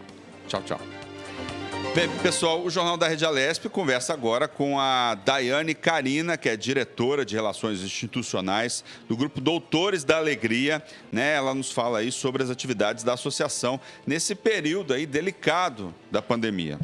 Bom dia, Daiane, seja bem-vinda aqui ao Jornal da Rede Alesp. Bom dia, muito obrigada pelo convite. Daiane, você pode começar contando para a gente aí, para os telespectadores, um pouquinho sobre o trabalho do Doutores da Alegria? Claro. Bom, o ano que vem nós completamos 30 anos de atividade, né? Bastante tempo aí de atuação artística no ambiente hospitalar. A nossa principal atuação, que é a mais conhecida, é essa intervenção nos hospitais públicos, né? Hoje nós atuamos em 8 hospitais públicos em São Paulo e 4 hospitais em Recife, de forma continuada, 2 vezes por semana, palhaços profissionais. Além dessa atuação artística, nós temos uma escola que nem todo mundo conhece, né? Uma escola de arte e para públicos diversos. Então, artistas, não artistas, profissionais de saúde. Nós temos, inclusive, um curso de longa permanência de 2.000 horas de formação para jovens em situação de vulnerabilidade social. E, além disso, no Rio de Janeiro, nós temos um outro modelo de atuação, que é o Plateias Hospitalares, onde nós convocamos a classe artística para apresentar as suas manifestações artísticas. Então, no Rio, são 7 hospitais públicos. Doutores da Alegria faz uma curadoria dessas atividades, então pode ser contação de histórias, balé, temos até uma orquestra dentro desses hospitais, é bem interessante. Daiane, por conta da pandemia, os trabalhos presenciais foram suspensos. Como as visitas nos hospitais estão sendo feitas e como vocês estão atuando nesse momento de distanciamento social? Foi assim um choque para a organização, porque foi a primeira vez, depois de 28 anos de interação, né, com o público, que nós tivemos que sair com o hospital. E foi muito difícil, porque todo o nosso trabalho se dá a partir da relação, né, com a criança, desse vínculo que é estabelecido a partir do brincar, desse vínculo com os hospitais, profissionais de saúde. Então, nós tivemos que suspender todas as atividades, inclusive as atividades da escola. Então, foi um período bem difícil, mas que, como organização artística e de palhaços, nós tivemos uma imersão de planejamento para se reinventar, para pensar o que faria sentido oferecer para a sociedade nesse momento de pandemia, né? Então, foi um momento que nós pensamos bastante, a equipe artística e a equipe institucional, a equipe dos bastidores da organização se reuniu e conversou bastante, e nós criamos o Delivery Besterológico, né, que são produção de conteúdos e vídeos relevantes para a sociedade. No início, o intuito era levar esse conteúdo para os hospitais, né? Era uma forma de retomar, porque a grande pergunta era como que a gente volta para o hospital sem entrar no hospital, né? Então, esse conteúdo tinha que ser interessante e, ao mesmo tempo, divertido, leve, que é o que as pessoas precisam nesse momento da pandemia. E deu muito certo, porque, além do acesso aos hospitais, pacientes, nós tivemos mais de 5 milhões de pessoas que acessaram esses conteúdos. Então, para a organização foi algo muito potente e muito importante. Eu queria falar com você, Daiane, sobre... A gente começou o jornal hoje falando sobre isso, que é a dificuldade da classe artística, né? A classe artística está passando por várias dificuldades, né? Quer dizer, talvez seja a última aí, uma das que mais passa necessidades aí, e uma das últimas que vai voltar nesse processo de flexibilização. Eu queria que você desse um depoimento aí, falasse um pouco de como é que está a classe artística, né? Como é que estão vocês, o projeto de vocês, e de que maneira as pessoas, empresas, podem contribuir nesse momento com o Doutores da Alegria. Perfeito. Bom, a classe artística vem sofrendo bastante, né? A cultura, por conta de todo esse cenário, acho que fomos os primeiros que paramos e seremos os últimos, né, que vamos retomar.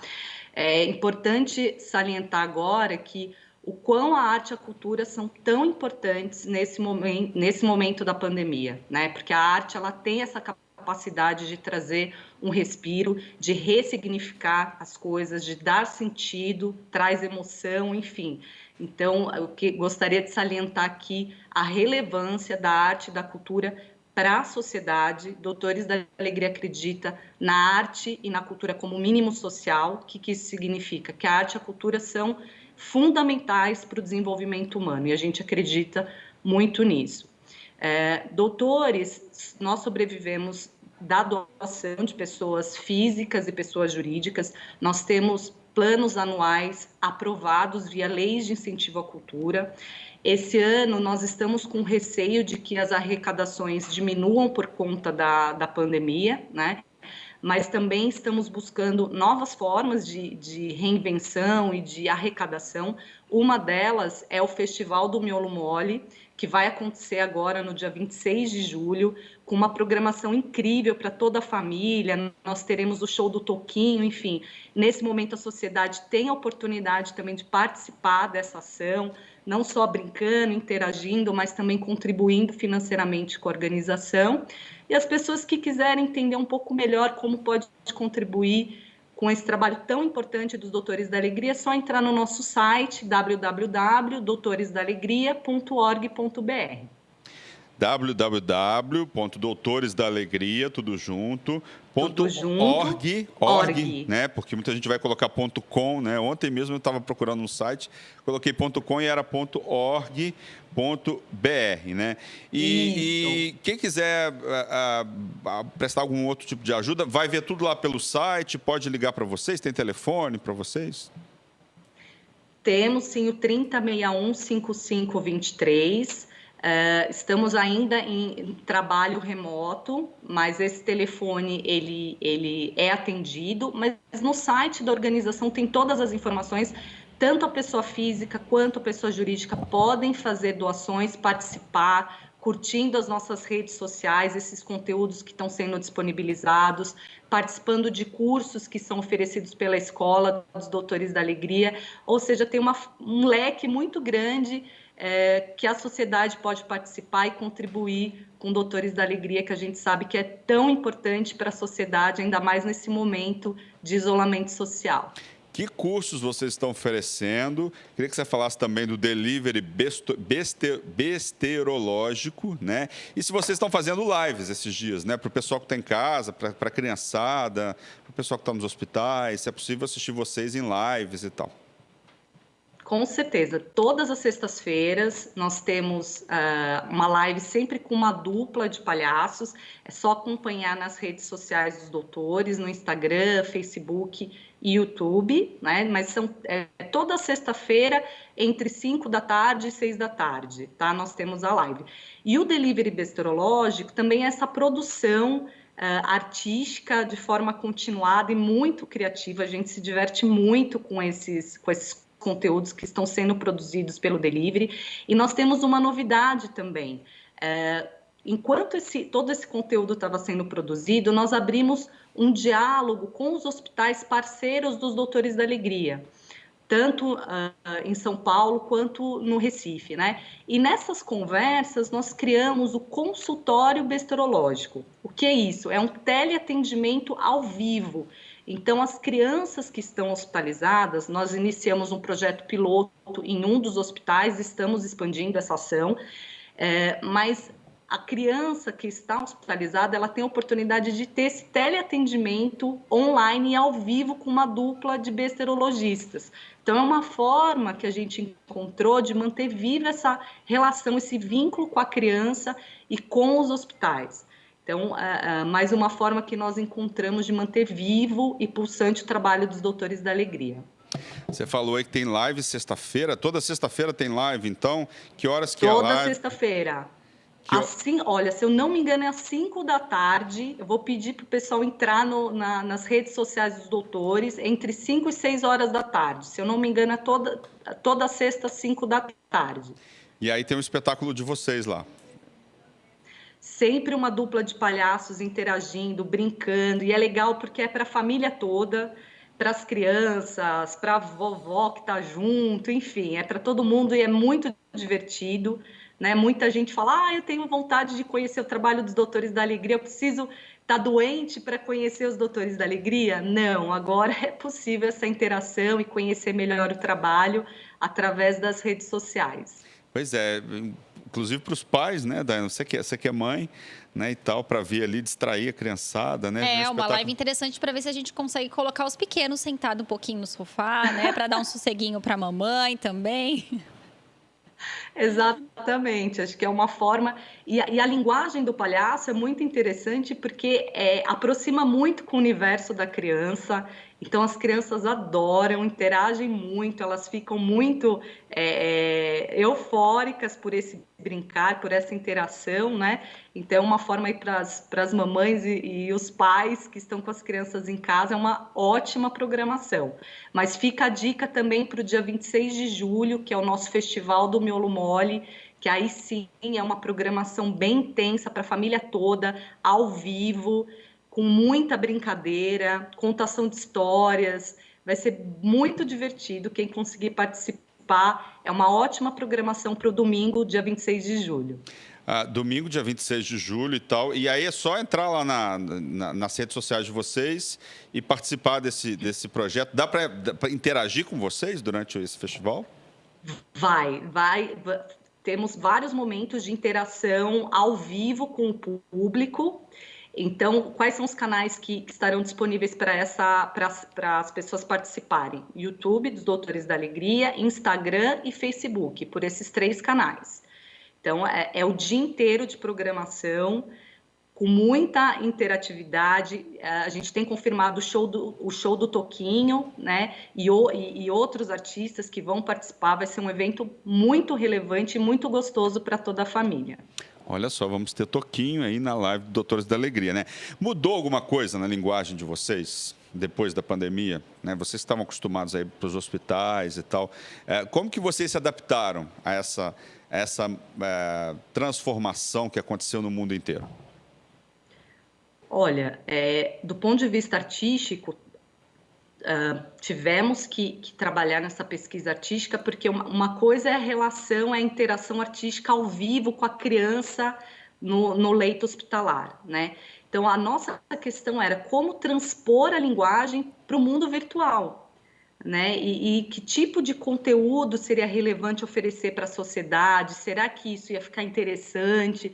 Foi realmente uma imersão que o grupo de artistas dos doutores tiveram, mas o palhaço, ele consegue ressignificar, transpor as coisas, e deu muito certo, né? Claro que no começo teve toda uma adaptação, tinham medos, né? Se nós conseguiríamos, mas no final deu tudo certo, e a linguagem do palhaço, ela pode ser transposta, né? Para o palco, para uma obra audiovisual, enfim, ela é muito flexível nesse sentido. Então, deu super certo. E durante essas lives é possível a gente fazer doação?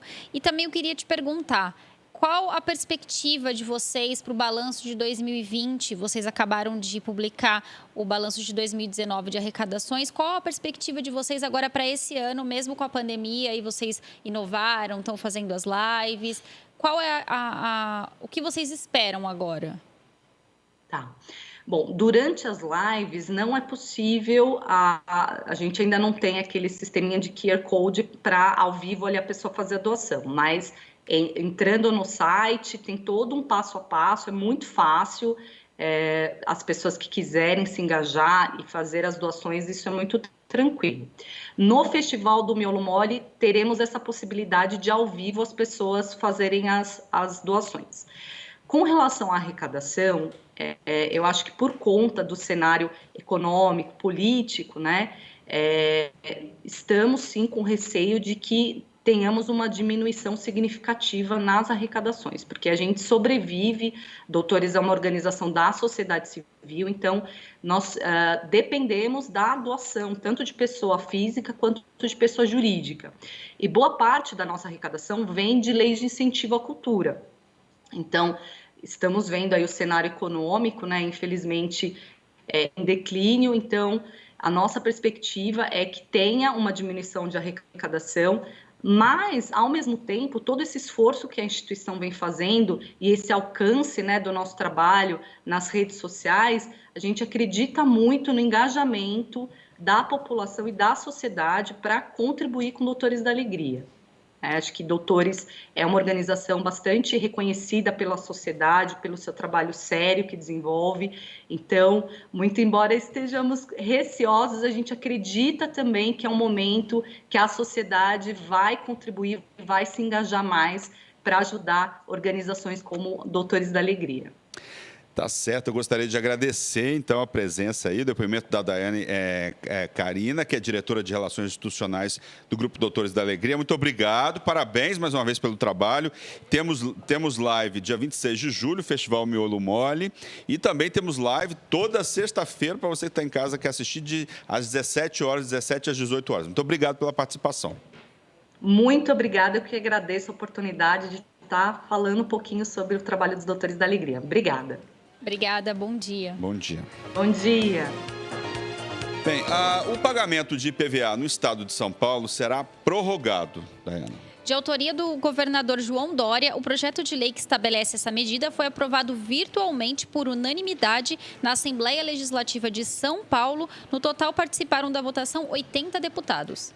Para evitar novos casos do novo coronavírus, o Detran suspendeu o atendimento presencial e, por isso, os veículos novos não estão sendo emplacados, o que inviabilizou a arrecadação do imposto. O projeto permite que o secretário da Fazenda suspenda ou prorrogue o pagamento do IPVA para evitar cobranças e multas em casos excepcionais como o da pandemia. O presidente da Alesp, o deputado Cauê Macris, do PSDB, comentou a necessidade de votar a proposta com urgência, assim como ocorreu. Um tema de interesse da ampla maioria e o projeto não tem nenhuma objeção de nenhuma bancada. A deputada Beth Saum, do PT, defende que a ação seja mantida depois da pandemia. É preciso que algumas iniciativas e que isso tenha a compreensão e a sensibilidade por parte do governo, elas têm que ser adotadas de forma permanente. E a parcela do IPVA também deveria acontecer isso. A medida passa a valer após a sanção do governador e publicação no Diário Oficial do Estado. Durante a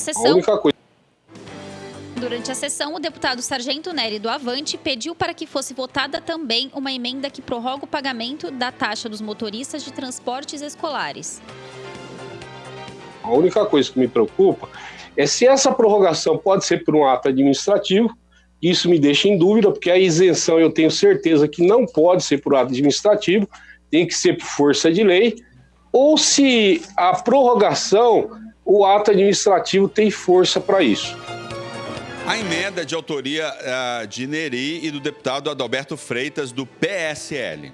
Se houver anuência dos dois, eu construí um acordo para que o Detran faça uma portaria prorrogando isso até 31/12. Por questões técnicas, a emenda não pode ser votada, mas o líder do governo na Alesp, Carlão Pignatari, do PSDB, se prontificou a fazer um acordo com o Detran para auxiliar os transportadores. Segundo o deputado, o Departamento Estadual de Trânsito consegue prorrogar a taxa por ato administrativo. Jornal da Rede Alesp. Bem, pessoal, a Caixa Econômica Federal libera hoje saques e transferências dos aprovados no terceiro lote do auxílio emergencial do governo federal para pessoas nascidas em março. Um total de 400 mil trabalhadores ao todo. O lote inclui 5 milhões e 900 mil beneficiários. A segunda parcela para os aprovados do terceiro lote ainda não tem data definida. Segundo a Caixa, 65 milhões e 200 mil pessoas já receberam o auxílio emergencial dentro das parcelas 1, 2 e 3, totalizando 121 bilhões de reais. Dos 108 milhões de cadastrados no programa, 107 milhões foram processados. Cerca de 832 mil ainda esperam por reanálise. Jornal da Rede Alesp. Na 86ª coletiva de imprensa do Palácio dos Bandeirantes, sede aí do governo paulista, da terça-feira, o coordenador executivo do Centro de Contingência de São Paulo, João Gabardo, substituiu o secretário de Saúde, José Henrique Guerma, que está afastado por problemas de saúde. Eduardo Ribeiro, secretário executivo da Secretaria da Saúde, abriu a coletiva atualizando os dados de casos de pessoas infectadas e falecidas no estado de São Paulo e no Brasil. Eduardo fez questão de falar sobre os 5,5 milhões de máscaras distribuídos em 209 hospitais de São Paulo. 290. Nas últimas 2 semanas, a Secretaria de Estado da Saúde distribuiu para 260 hospitais sob gestão municipal 4,4 milhões de máscaras. E nesta semana, um segundo lote de distribuição para mais 30 hospitais sob gestão estadual de 1,1 milhão de máscaras. Então, nós totalizamos nessa semana 5,5 milhões de máscaras distribuídas para 290 hospitais no estado de São Paulo, o que significa um investimento de 20 milhões de reais do governo do estado de São Paulo nesses EPIs. No Brasil, temos 1.623.284 casos e 65.487 óbitos. No estado de São Paulo, temos 332.708 casos e 16.475 óbitos. Taxa de ocupação em leitos de UTI no estado de São Paulo, 64,3%, e na Grande São Paulo, 63,4%. O secretário executivo da Saúde mostrou que capital tem queda aí no número de infectados. E as taxas de ocupação de UTIs também caíram. Hoje, a letalidade é a menor já registrada desde o início da pandemia.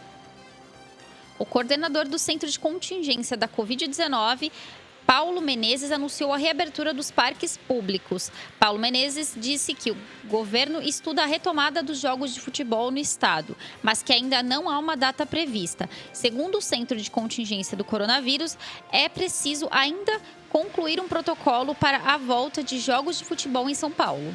Quero comunicar que o Centro de Contingência está trabalhando para concluir o protocolo para a abertura de parques estaduais, e isso deve ser apresentado na sexta-feira, juntamente com o protocolo do município de São Paulo para parques municipais.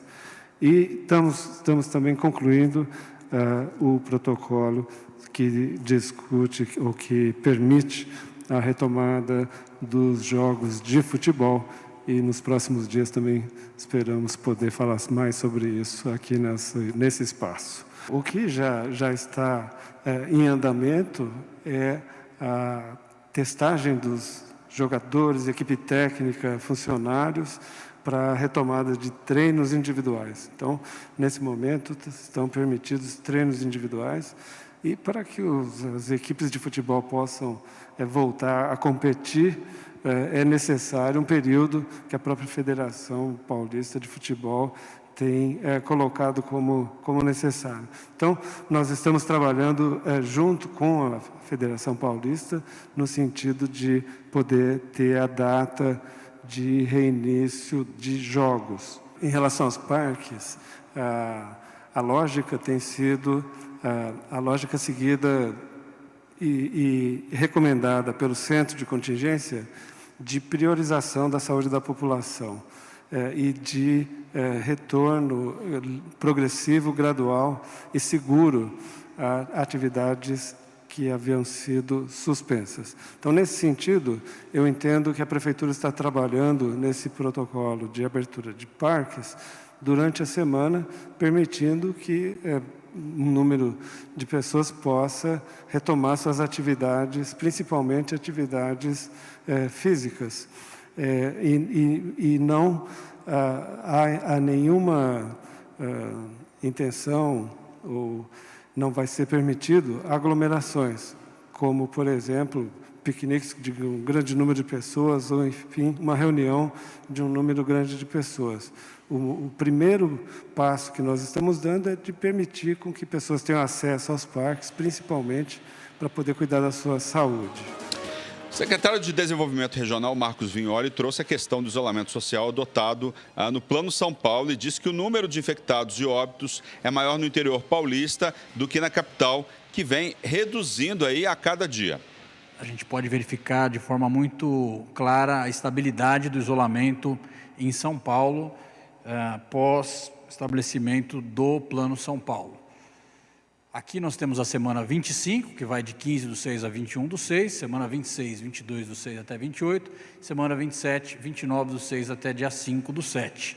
A variação durante esse período foi de estabilidade, portanto, o isolamento social no estado de São Paulo, nessas últimas 3 semanas, teve uma estabilização nas taxas de isolamento em algo próximo a 47%, 46,85% para ser mais exato, delimitando um delta positivo e estável de isolamento social com a implementação do modelo de gestão do Plano São Paulo. Portanto, um dado muito positivo apresentado aqui hoje. Além disso, também é importante registrar nós temos a população do estado de São Paulo dividida entre 26,6% na capital, 20,8% na Grande São Paulo e 52,6% no interior do estado.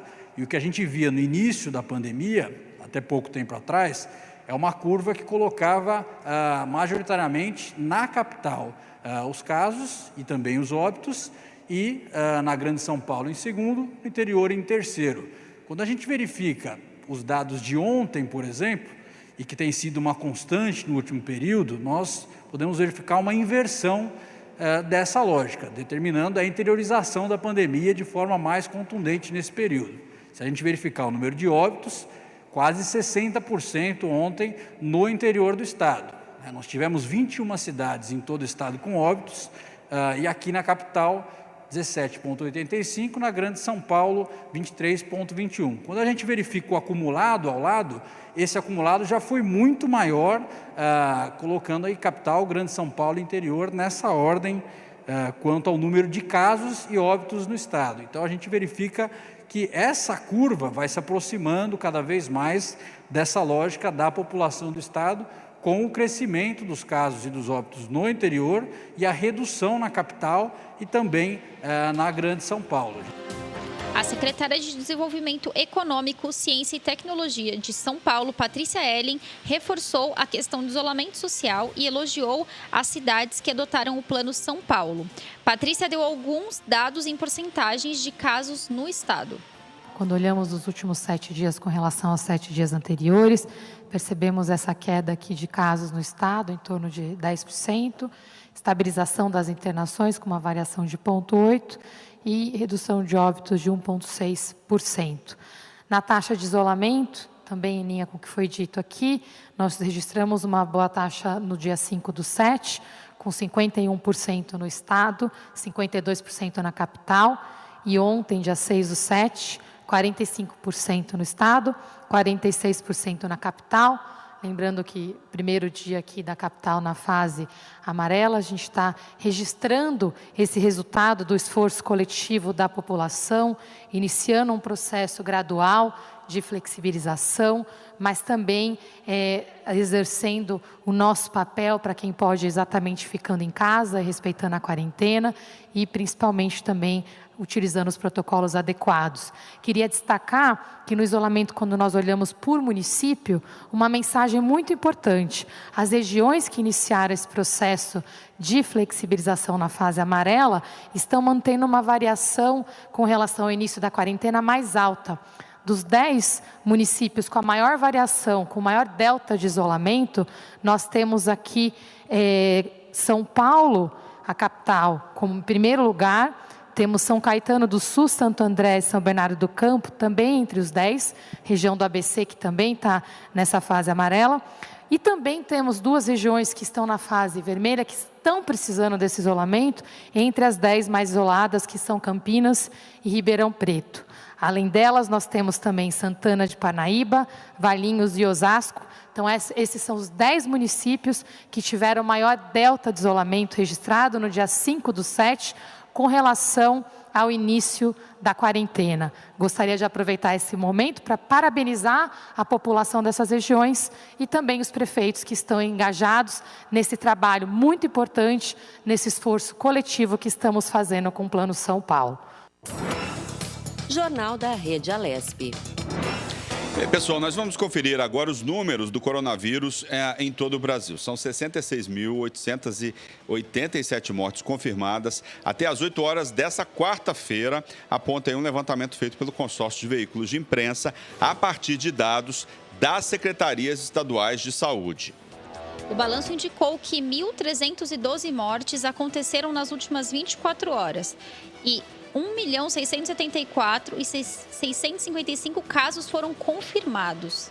Pois é, vamos conferir a taxa de ocupação de leitos de UTI em todo o país, né? No Acre, 90% em todo o estado. Alagoas, 83%.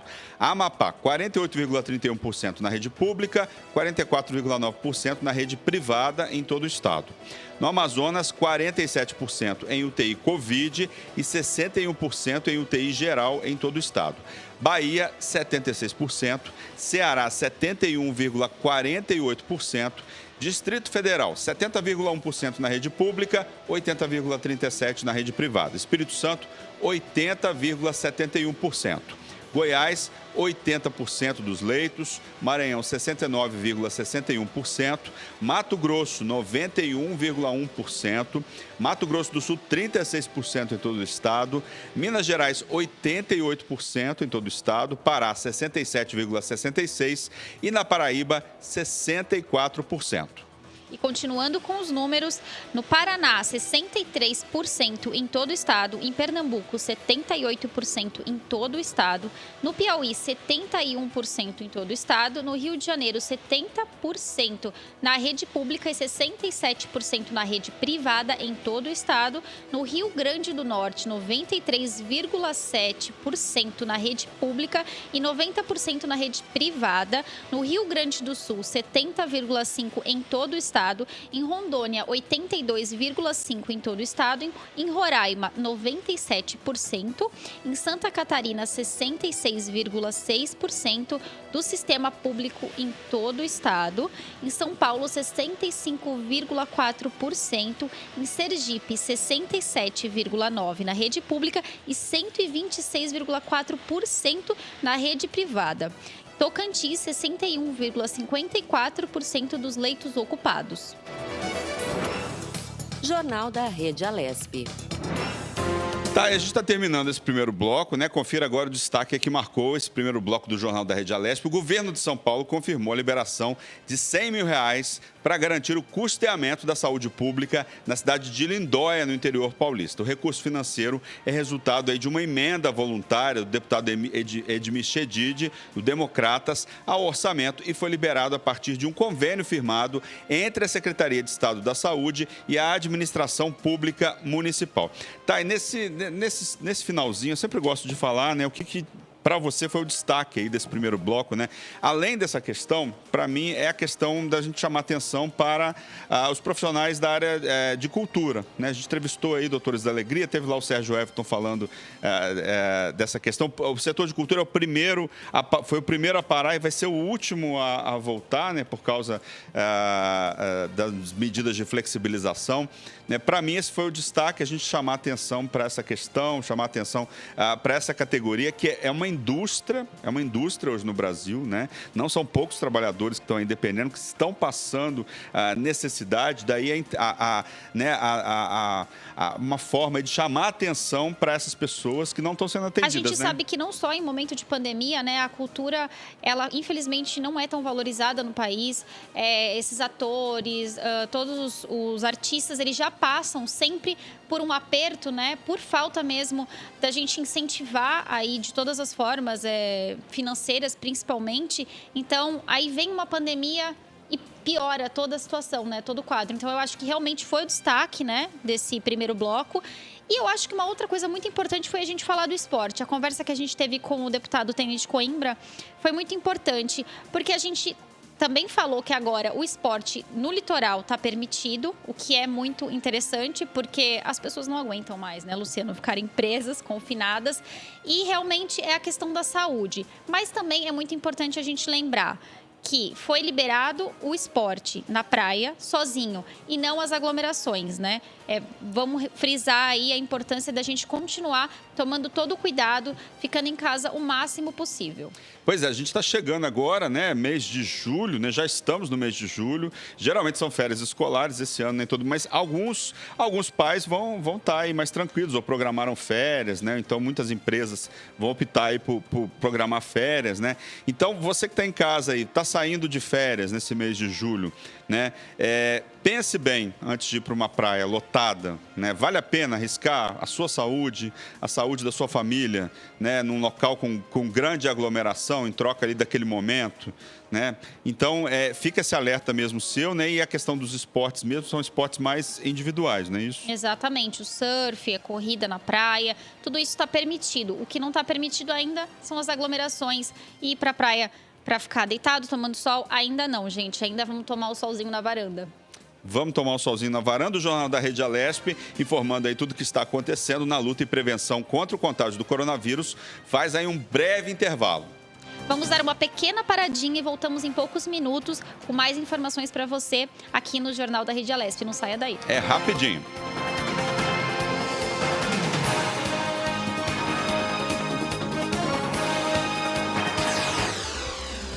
Você acompanha